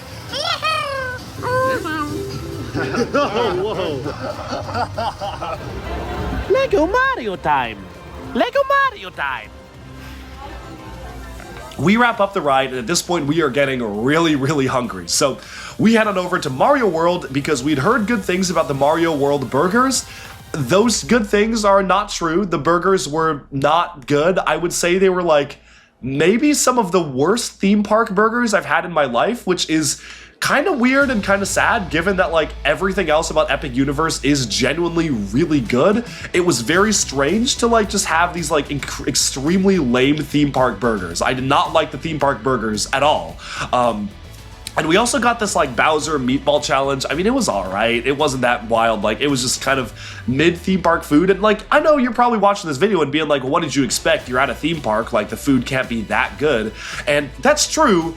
But I think like there's a certain level of quality I do expect. And especially for Universal, I would have expected to be a lot higher for their flagship park. But anyway, I will say it made up for it because the ambiance in the restaurant was genuinely really cool. And let's take a quick look at that. So obviously this restaurant was a ton of fun. I had gone to the same restaurant in Tokyo, and honestly, I think I prefer the Tokyo one a lot more. The food was a lot better, which is not surprising to me, but again, the vibes are fun and they were the same as the Tokyo one, so it was all right. But again, we wrapped up that, and I believe immediately after that, I'm trying to think of what we did. I think we went over to the Isle of Berk because we wanted to film some footage of the Toothless Dragon, and the line wait times were so long, Ministry of Magic was still broken down. So I said, okay, let's keep an eye on Ministry. And like, if it reopens, we run over there. But as long as it isn't open, like, let's just stay here and chill because we haven't seen Berk yet. And that genuinely was one of the coolest theme park lands ever. I grew up watching the How to Train Your Dragon movies, and while they weren't like my absolute favorite movies of all time, I do have a lot of nostalgia for them. So walking in there and seeing like a legitimate recreation of Berk was so cool. And of course, I got a lot of great footage for my review of Toothless. It came out a couple days later past the embargo, but you know, I was willing to wait to actually review him at the Isle of Berk. At this point, it started to drizzle a little bit. You know, it's like kind of light rain. It wasn't too crazy, and this was an omen for the future. Don't get me wrong. We will come back to this later, but I was like, okay, maybe it's like light drizzles. It's fine. And the whole time, this other ride, it was the fire drill ride, was shut down. And the fire drill ride, if you don't know what it is, it's basically Splash Battle at Legoland, California, but a little worse because you can't actually battle other boats. You can only shoot targets, so I don't really know what the point of it is if you can't like spray somebody. I don't know. I kind of wish you could. But anyway, it's that same ride concept. And it was closed down the whole day. I don't know why it was closed down, but it was closed down. Anyway, we are going through Berk, and all of a sudden, we're walking out of the gift shop, and then we see them just open the line queue. Just like before our eyes, they opened it. The ride was in operation, so we just run over. We waited literally no time at all. Like, we did not wait a single minute for this ride, and I'm very happy we didn't, because I think if we did, I would have been very disappointed. I would say this was like the only disappointing ride in Epic Universe, because for one, and again, this wasn't our like necessarily the ride's fault, but our boat pump wasn't working properly, and that's probably because they just restarted the ride. So the water was like trickling out of our cannons, so we could barely hit any targets. Like we could only hit the ones super close to the ground. Anything higher, it's like not at all. And there were no opportunities to attack another boat. Like there were no ways for the boats to pass each other, to shoot water at each other, which I kind of think is the entire point of that ride. It's to like shoot other guests. Like that's the fun part. So I don't know. I feel like that was really missing from the ride, and I don't know why they would make that ride and not have that aspect, which is like the entire point behind that ride, at least for me. But anyway, you know what? For waiting literally no time, it was fine, and then seeing the wait times like climb up to 2 hours for that ride later on in the day, I was very happy that we did not do that ride. So that we did not wait that long for it. So we got off, and then immediately I see Ministry of Magic is open, and it's like 20-minute wait. And I was like, oh my god, we need to get over there yesterday. So Ethan and I'm like, guys, we gotta go. We start sprinting. Jonathan's like, oh, I'll catch up with you guys. Like, I'm not gonna run that fast, whatever. This came back to bite us later. Anyway, Ethan and I full run. We're like sprinting through the park. We finally get into Ministry. We are like walking through the queue. We could have just walked onto the ride. And then we were like, well, we have to wait for Jonathan. So then we just let like a ton of people pass us while waiting for Jonathan. So we could have just had a leisurely stroll over there. And eventually Jonathan does meet up with us, and we line up. And I think we waited in line for like 45 minutes because of that. But honestly, it wasn't that bad. Like it's still the shortest wait time for Ministry. And then the unexpected happened. We board the ride. It starts off. And then all of a sudden, we hear an incredibly loud clunk. Like, I knew that was not part of the ride. Like, it sounded like something hit something else. We hear a clunk, our thing, like, shudders to a halt, and then the lights, like, turn off. And I was like, oh, no, it might be Ninjago. And we then proceed to go through the entire ride with everything shut down and broken. And that may have been one of the most legendary videos I've ever taken. Let's roll it. This is our mission. We cannot fail. Just fail. I think the mission failed. Oh no. We paused the time and we're going to Yeah. Oh my god. Oh my god. All that time waiting for nothing. Oh my god. And now it's all spoiled too. Yeah.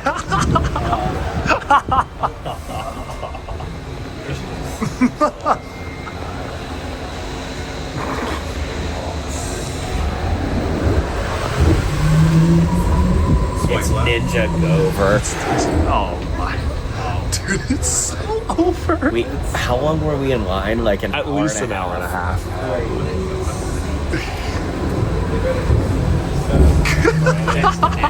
Dude, best ride ever. Yo, the peak ride. I mean, I'll give it a 10 out of 10 for uniqueness. Dude, I kind of don't want to play. Bro thinks it's the end of Kraven the Hunter right now. Kraven the Hunter. I am the rhino. This is so disappointing. This is a long ride. Yeah. This is really long. I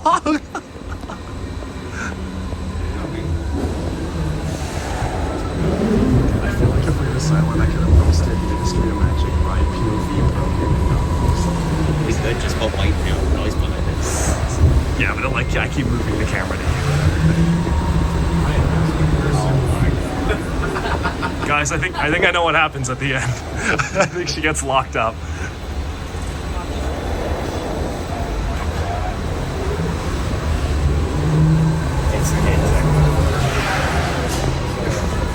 This is our mission. And we failed. You keep putting us in the video. That's what you mean. Yeah. I thought you meant the voiceover. Wow. Wow, I think I know what happens, guys. Wow, that's crazy how good that is, though.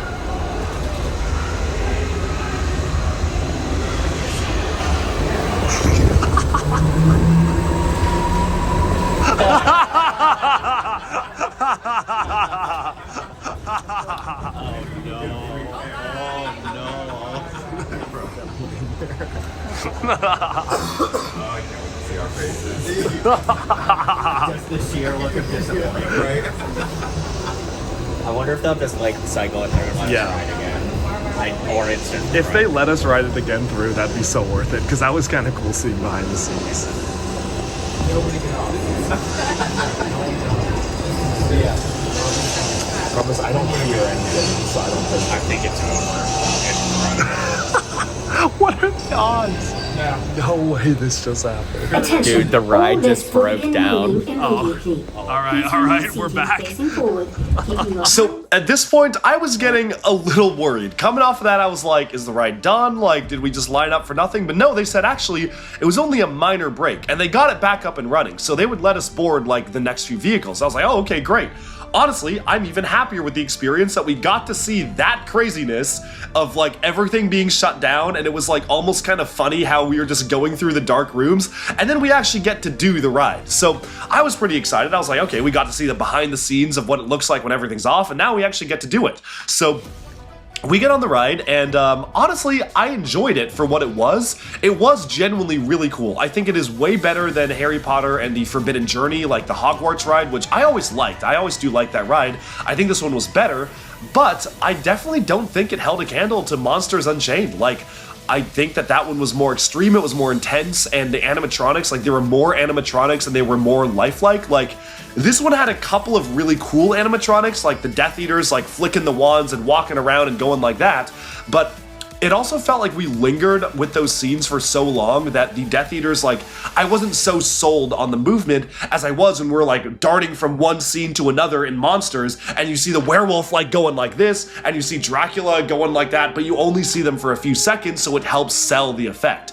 So honestly, I really like both of the rides. I think I would put both of them in like my top 5 or maybe top 10 list of dark rides, but Ministry is just a little below Monsters for me. But you know, to each their own, and Jonathan, to his credit, was able to do Ministry. So I was like, okay, great.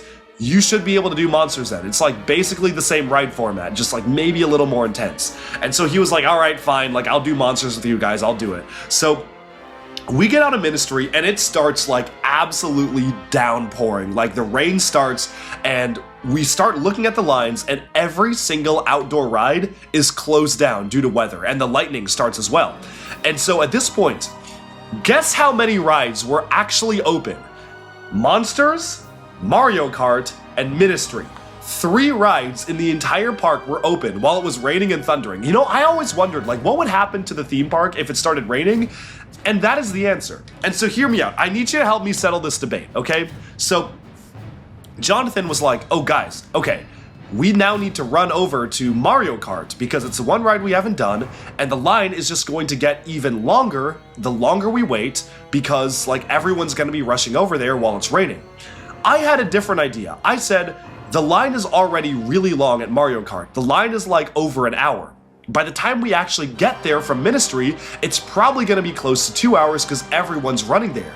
What we should do is do a shorter ride, wait out the rain, and the second the rain stops, the line queue is going to go down. Like, people are gonna leave that line to do other stuff as soon as they reopen the other outdoor rides. So we shouldn't do Mario Kart now, and we should just wait for it to get lower. And Jonathan was like, no, there's no way. I mean, like, as soon as people line up, there's gonna be like 2 hours worth of people lining up. And I was like, okay, well, agree to disagree. But at that point, I'd already convinced the group to run over to Monsters because we were like kind of figuring this out on the fly. And Monsters had a wait time of like 30 minutes. So I was like, by the time we get there, it's gonna be 40. It's gonna be worth it. It's a really good ride. Let's do that. It's a much better ride than the lame Mario Kart. And we can do Mario Kart later in the day because when the rain stops, looking at the forecast, the rain is gonna stop in like an hour and 15. The line is gonna be like 40 minutes tops, and we can go and do it. Spoiler alert, Duck Bricks was correct. Shortly after the rain stopped, the line for Mario Kart went down to like 45 minutes. So Duck Bricks is vindicated, but the entire time we were lining up, Jonathan was like, you made the wrong call. Ethan, man, I was getting tag teamed. Ethan was like, yeah, dude, this was the wrong call. Like, we should have done Mario Kart. And I'm like, I'm not waiting 2 hours for bloody Mario Kart. Like, you guys are crazy. It's insane. Like, we're not waiting 2 hours for that when after the rain stops, it's gonna be a 40-minute wait. Let's just wait it out. But anyway, we get on Monsters and then we're about to board, right? Like, we are about to board Monsters and Jonathan's like, wait, are my feet off the ground for this ride? And I was like, yeah, what do you mean? He's like, yeah, can't do it. Can't do it. And you know, to be fair, it's like, everyone knows their own limits. Didn't want to force him to do what he didn't want to do, but it is kind of funny how we almost got him to ride this ride twice in the same day, and dude docked out last second both times. I gotta give, you know, Jonathan and I, we're buddies, like we got each other's backs always, but I gotta throw some at him sometimes. You know, I was like, dude, come on, you lined up for 40 minutes, you're not gonna ride this, whatever, it's okay. Anyway, Ethan and I enjoyed riding it another time. I think I would have enjoyed it a little bit more had all of us ridden it, because that was the point to ride it again, but whatever. I enjoyed it just as much the second time, if not more. Great ride, and we get out and it's still like drizzling, but it's not downpouring. Like, it's not a complete torrential downpour, and so at that point we were like, well, I guess we can kind of just like wander around a little bit and see what we want to do. We walk over to the Mario Land and we start to line up at Mario Kart, and we're like, well, how long is this wait gonna be? And it's like, yeah, it's over 2 hours, but you know, we'll see, maybe it'll go down. So we're kind of hanging around the area, and all of a sudden, I check my phone and I realize that one of the rides in the How to Train Your Dragon Land actually just reopened, and it was kind of like the big flying ride. It's an okay ride. I've literally done that same ride at Legoland Billund, and they have one in Germany that's Ninjago themed. So I wasn't super thrilled to ride it because I was like, we're gonna go to Legoland Germany and Billund later this year. We can just do it there for no wait. But if it's 10 minutes wait, like, yeah, we should go and do it. All right, well, we had to escape inside for a little while because, as you can see by the ground, it rained. And what happens is, when you're at Epic Universe and it rains, 2 rides. Probably, like yeah. Three. I was going to say like 70% of the park just shuts down because, as great as it is, everything in How to Train Your Dragon is outdoors. Yep. As far as like rides and attractions. Coaster's gone, this coaster's gone. Yeah. 3 rides are open right now. I will say, the Land of Monstrosities does look pretty dang cool with like the gray and the rain. Yeah. Like, it actually does look insanely awesome, but now it's time to dock into some Mario Kart. It's gonna be awesome. I'm excited to see what it's like. Yeah, exactly. So we're gonna head over to Nintendo Land and let's go. So Ethan and I, we run over. Jonathan's like, nah, I'm gonna wait for Mario Kart, so he stays in the Mario area and explores. Ethan and I get to How to Train Your Dragon Land, and we realize that the Dragon roller coaster is actually open. And it's more of a kiddie coaster, but it's still one we really wanted to do, and on the app, it still said weather delay, but they were letting people in the line, so I was like, oh wow, this is great, we can just walk on. Wrong. This turned out to be a great mistake, because while the ride was running again, people had decided to wait the entire time while it was raining in that line, which I don't think was worth it for them because it was raining for like an hour and a half. But the line was pretty backed up by the time we got in. So Ethan and I were still trying to get an estimate, and we're like, this ride still says weather delay. Like, people are clearly riding it, like it's not weather delayed right now. People are on the roller coaster, they're screaming, they're going past, but we now have no idea how long this line is actually gonna be. But how could it be that long if it just says weather delay and no one else is really coming to the line? So anyway, eventually we end up waiting like an hour for this, which I don't think was worth it. It was a fun ride. It was okay. It was an okay roller coaster. Not worth waiting an hour by any stretch of the imagination. Like, it was like a 30-minute wait ride worth tops. But again, it's Epic Universe. I don't think it's ever gonna get below an hour again. I think we only waited for an hour because it was really just the rain and people thought it was closed. So again, you win some, you lose some, you never really know how much you're gonna wait. But we rode it was alright, got a gift for a friend of mine at the gift shop, and then we met back up with Jonathan to eat dinner. I really wanted to try the French restaurant over at the Harry Potter World, so we ate there, and the food was okay. I mean, it was like a lot better than the Mario World burger, I'll say that, but it wasn't like good, you know? It was okay. I had the beef bourguignon, and that was like alright. And I also had this like pasta dish, and that was also okay. Like, it was like a little above average theme park food. All right, we have met up here in Paris. Chris is hitting the Doc Wyatt face, and Ethan's just out of frame. That's the way it goes, though. Look at this. Butterbeer right here in Paris at the Wizarding World of Chris dropping his phone.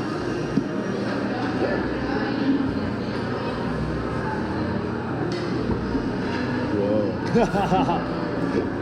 What a monstrosity. What a monstrosity.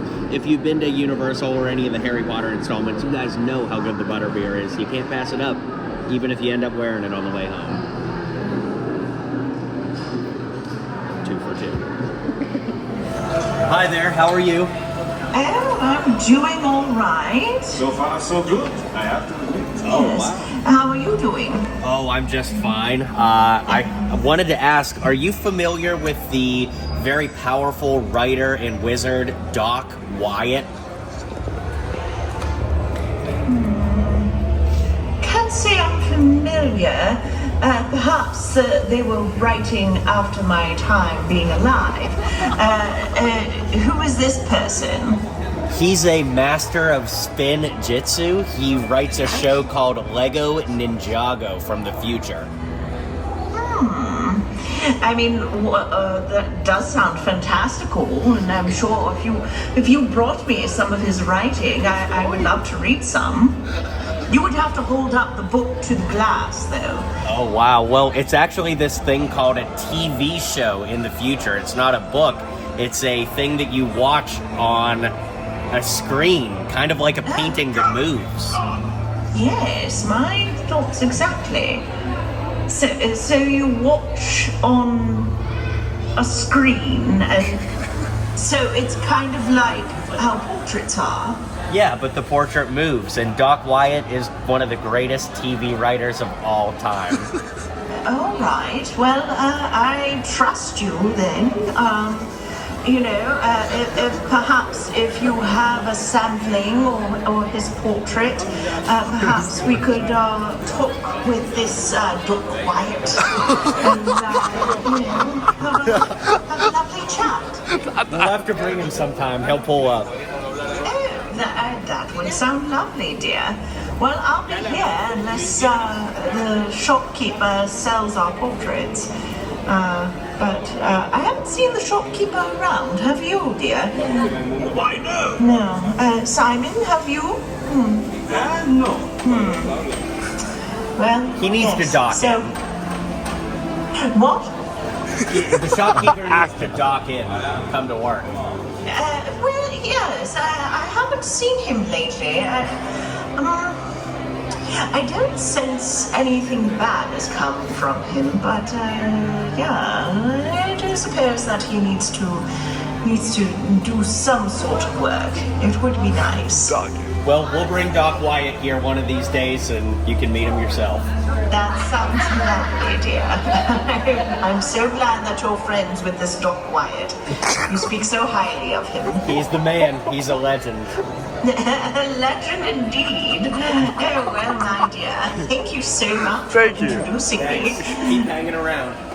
All right. Do you know, have you ever built with Lego before? I'm not familiar. They exist, and wasn't this from like 30 years ago? No, Lego dude, this came is out, way longer. Lego came out in Your timeline is wrong, my friend. Harry Potter, not 30 years ago. Lego came out in 1931, or close enough. Close enough. Actually, Lego might be around at this time. Maybe. Yeah, I'm pretty sure Lego is around your time. Have you ever built with Lego? Well, my dear, I was alive in the 17th century. So that's the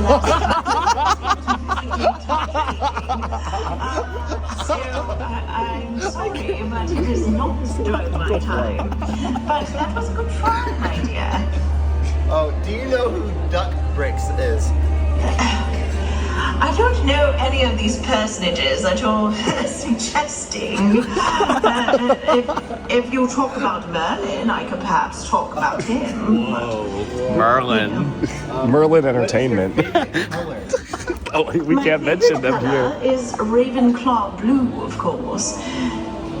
But again, theme park food like standards are very low, so it was just fine. So anyways, once we wrapped up dinner, I was like, you know what, let's just take it a little bit chill. We'd love to explore the land, and we've ridden basically all the rides we want to ride, except for the Donkey Kong Minecart Madness, which was like a 2.5 hour wait, and I'm like, it's not worth like wasting the rest of the time we have in this park just on that. So we walked around and eventually we kind of came upon a stage show, and we had no idea what to expect with this show. It was in the Harry Potter land, and we kind of walked into this tent, and at first I was like, oh, is that the show? Like, it was kind of like we were standing around in a circus tent, and there was some fun stuff going on, and I was like, okay, that's kind of cool. But then we realized that was the pre-show, and the actual show was just ahead. And it genuinely was really cool. Like, we got a chance to see, it was like Fantastic Beasts themed, and I do not like those movies, but you know, when I'm in a theme park, I can enjoy it, like kind of agnostic of the media.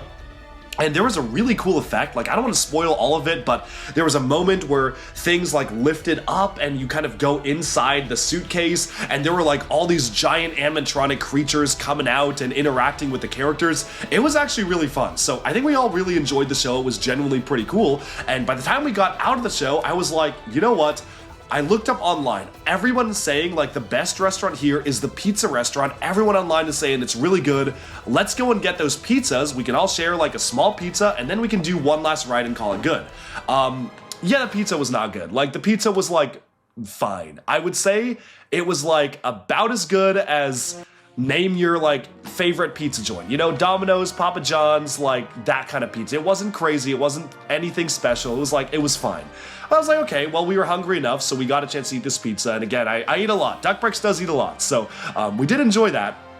And then we were like, well, you know what? The park is about to close, but Ethan, let's get on Stardust Racers one last time so we can ride it. We did get to go to Donkey Kong Land, though. It was really fun. We were walking around the park, wanted to max it out, and I was like, I want to see Donkey Kong Land at least. Like, I don't want to ride the coaster. Like, I want to at least just see the land, because I'll save something for the next time. You know, I'll do that coaster next time we come. And so we saw the land. It was really cool, really awesome to see that at night, especially. Turned around, went to Stardust Racers, lined up. Jonathan went around and explored, and finally, Ethan and I got out of the coaster, one last ride. It was super, super fun, and we got lucky because, like, one side was running like a little bit slower than the other, so for one side it like wasn't dueling, but then for our side we were guaranteed a duel on our side, so that was really fun to like do the coaster at night. A totally different experience, genuinely so much fun. And then we wrapped up our day at Epic Universe. But then we had one more day of theme parking, and that was Friday, which was the Universal Islands of Adventure and Universal Orlando. So for this park, I was like, you know what? We don't need to rope drop. Like, let's just call it a casual and chill day. We could just enjoy the park, take our time. We've all done these parks a million times before. Actually, not for Ethan. Ethan had never been, so maybe that was a little bit unfortunate for him, but Jonathan and I already done it, so we were like, we can take it a little bit chill, and we'll make sure Ethan gets on all the good rides. So we got there at like 11. Like, we slept in. It was like much needed sleep after going non-stop the past 2 days. We got there at 11, and it was very chill. However, thus began maybe the biggest mistake Duck Bricks could have made on this trip. So here's the thing. Every time I go to Universal in Florida, I have to eat lunch at this chicken tender joint, and it's like, I don't know what it is about it. I would say it's like the best chicken tenders I've had, like at any theme park for sure. Maybe the best chicken tenders I've ever had. Like, the bar for chicken tenders is not very high for me. Like, they kind of all taste the same if they're done well, but these chicken tenders are genuinely, I don't know what they put in them, but they're so crispy. They genuinely taste so good to eat, and I was like, we have to start here. So we get to Islands, walk over to the chicken tender joint, we start eating, and then we're like, okay, it's a super sunny day, it's awesome, the weather's gonna be amazing. All right, we are getting started with the Universal Park Hopping Day. We've got Islands of Adventure and Universal Studios right here in Orlando, and man, it has been an absolutely packed past couple days. Obviously got all these theme parks in. This is our last theme park stop of this leg of the trip, but super, super excited for it and ready to get started. And look at this.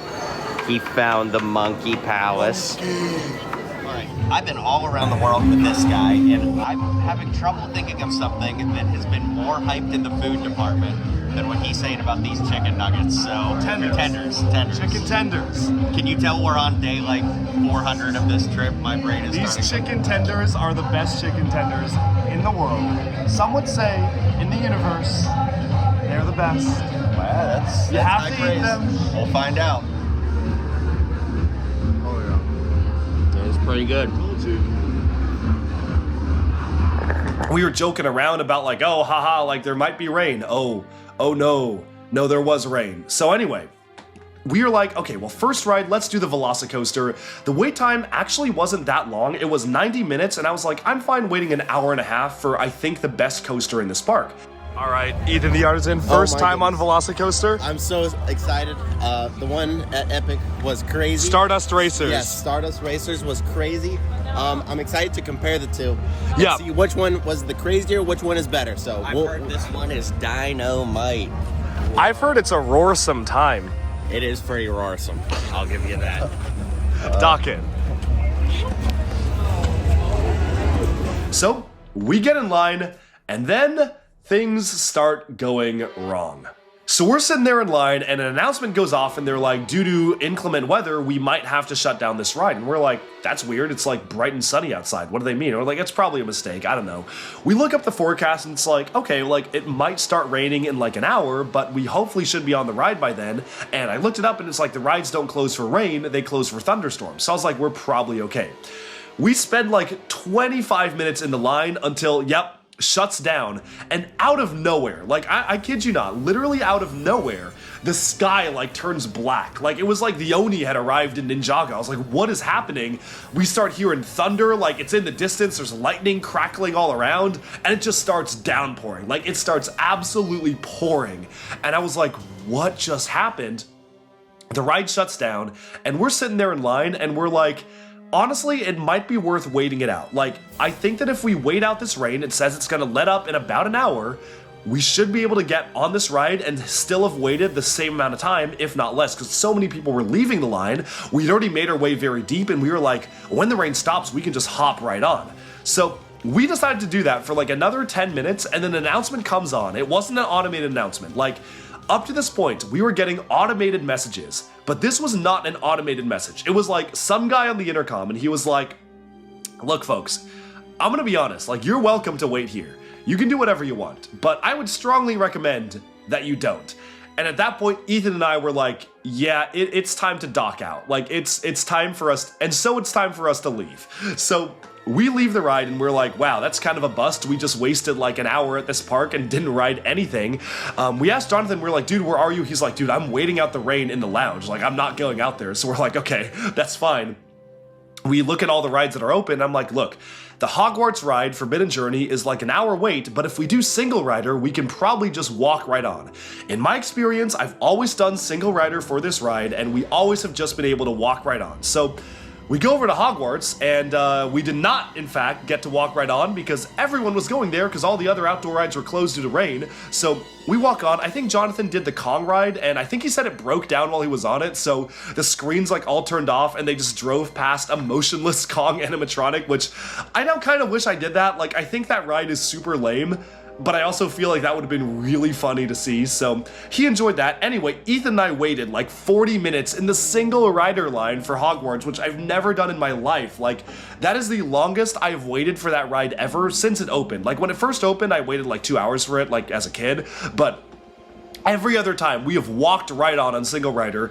It's a good ride, and I generally remember it as being like, wow, I really liked this ride in the past, but after having experienced Monsters and Ministry, I was like, yeah, this is more of like a cool tech demo than an actual ride. I don't know, like, I think that it is now, I feel bad for the ride, because when it came out, I was like, this is awesome, it's the best thing ever, and now after going on Monsters, I'm like, yeah, this is okay.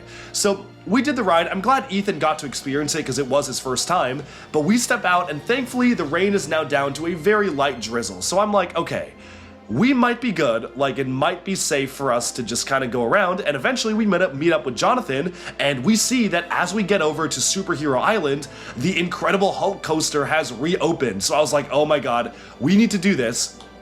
But as we are walking past there, the Velocicoaster reopens. So Ethan and I were like, okay, detour, Velocicoaster first. So we run onto the Velocicoaster. I think we waited like 45 minutes, which all things considered, if you combine the wait times, like that we waited first and then second, I actually think we waited the exact same amount of time we wanted to wait, which was 90 minutes, just split off across like 2 different wait periods. So I was happy with it.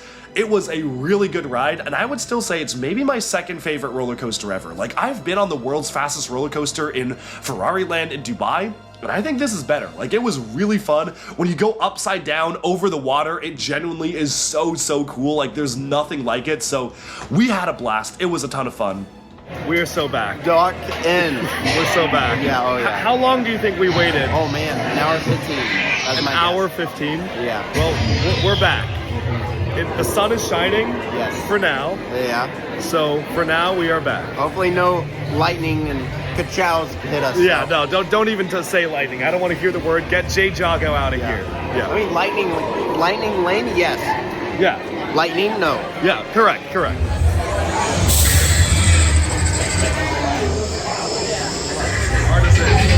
Yo, it's Doc Wyatt. Yo, I think one of them escaped. Oh no. That's not good. It's Ninjago. And then ran over to Incredible Hulk, waited for that 30-40 minutes tops for that wait. Usually, I don't know what was going on.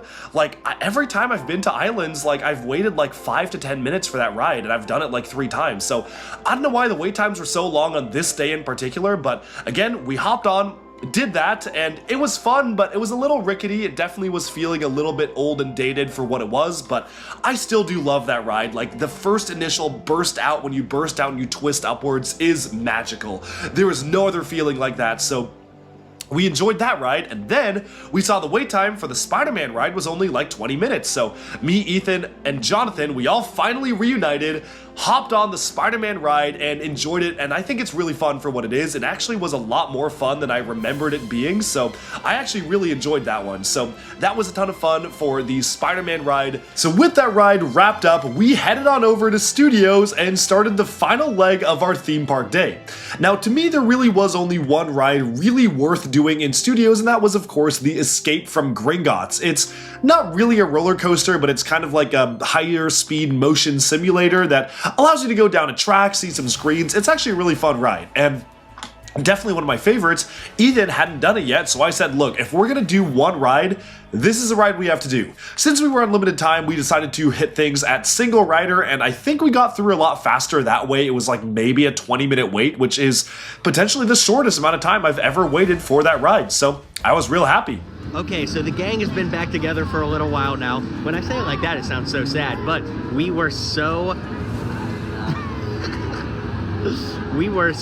out of it because of all the rain today, having to reorganize plans and dock in and use our mind to get it done. But now we're gonna hop over to Universal Studios. It has been a bit of a damper today, to be honest, but that's how it goes with theme park life.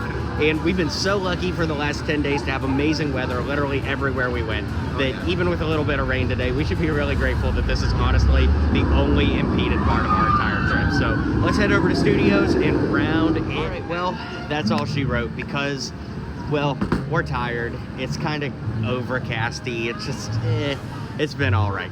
For Ethan and I, this is our 10th theme park in 10 days. So we are just cooked. And this is my 8th, right? Yes, it would be your 8. That's correct. Yeah, so I mean, even 8 is pretty wild. But yours would be 8 in 8 days. Yeah. So we're all symmetrical. That's good. That's very good for those of us in the room with OCD. When we can beat Duck Bricks at something, we're gonna take it. That's true. That's true. Hey, I think both of you guys have me beat on a follower count. I'll say that. Lock in and dock in. But yeah, so that's it for the theme parks. We do have some more adventures to get into here in Orlando. And to be honest, we've kind of floated the idea of going to Legoland. I don't know if that will actually happen. It's been floated though. I'm just throwing it out there. But you'll find out in a few minutes. That's right. That's right. And it's funny, for us it'll be a few days, but for you it'll be a few minutes. Time travel exists, y'all. The hands of time. Sensei.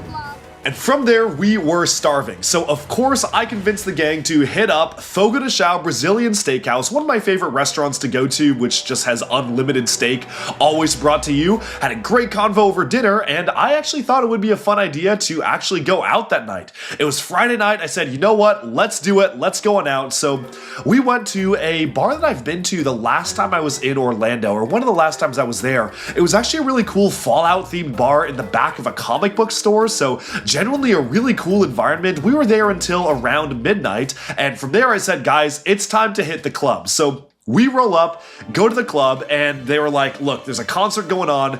It's a $70 cover to come in. I think it might have even been $80. And Duck Bricks was ducked in, but sadly, the rest of the boys were docked out. So we turned around, headed back home, and honestly, I'm pretty glad we did that because I was a zombie by the end of the day, and I absolutely needed the sleep. So it all worked out. we headed back, and then finally we woke up early the next day to head on over to one of the real reasons as to why we were in Florida, which was a crazy meet and greet event at Orlando Brickco. Now, I'm going to do an entire separate video on this because it was a wild time, and also we had a whole challenge issued to us. We had $1,200 worth of budget to spend at the store, and we were kind of competing to see who could get the most value out of their budget, who could walk away with the craziest hauls. So that is going to be a completely separate video, and I'm very excited to put that out. So stay tuned whenever we actually are able to release that, probably all at the same time around all our channels, so you can go and check out Jonathan's POV and then my POV and so on and so forth. So that was a ton of fun. And then, after spending all of Saturday doing that, we actually hung out at Ryan, aka M&R Productions' house, which was totally wild. I filmed an entire house tour of his insane Star Wars collection, so also stay tuned for that video. Saturday is the one day that I'm probably going to talk about the least in this vlog, because I'm going to have separate videos on 2 things we did on Saturday. So that was a ton of fun, but then it was soon time to wrap things up. We headed on back and had a dinner while watching a movie. We watched 28 Years Later, and I'm gonna be honest, I did not like that movie that much. It was really weird because I think people are very mixed on it. My friends who watched it, like Zach watched it and he was like, this is really good and you need to watch it. And I watched it and I was like, I feel like I watched 5 different like half-baked ideas for movies that on their own could have been good, but all jammed together, didn't really fit, and I didn't really feel like there was coherence in the plot. So I don't know, not one of my favorite movies, but I guess I'll watch the sequel. I'll see what it's all about next year. So that was that. And Sunday was our last day, and we took it super chill on Sunday. We basically just walked around and explored Disney Springs, hit up the Lego store, so that was really fun. And as a really nice kind of way to bookend the trip, the Lego store was doing this really cool thing, and it was the only Lego store in the world doing this, where they had a print your own tile machine. So you could design your own 1x4 or 2x4 tiles, print whatever you wanted on them, and you actually had them as quote-unquote official Lego tiles. It was similar to the minifigure printing machine, but this one was specifically made for tiles, which I thought was super cool. It was really something I've never seen at any other Lego store. So what I did is I decided to literally dock in and produce some custom street signs for my city and signs for all the different districts in my city. So I had like the modular area, and I had the superhero street, Ninjago City, the Monkey Kid Megapolis, and of course there were individual street names. Like, of course you gotta have Doc Wyatt Way and Kevin Burke Boulevard, the 2 writers of Lego Ninjago, and obviously that's gonna go right on my street in Ninjago City. I had a little sign made for my city name itself, which was New Ducktropolis City, so I really am excited to use these in all my stuff. And of course I made some nameplates as well, like stuff that said Duck Bricks, because I had to. Ninjago? Whoa. Dragons Rising. This is a monstrosity. It's a monstrosity of a store. There's so many people here. Ninjago Dragons Rising. Whoa. Ninjago Dragons Rising. We had to wait in line to get inside the Lego store. It's hot outside. It was a monstrosity. Yeah. Some would say we're in a monstrosity of a store right now. Yeah. All right, well, we've had a really enjoyable day at Disney Springs so far. Everybody had a little haul at the Lego store with Ethan getting all kinds of parts. Chris and I got all those custom tiles and stuff.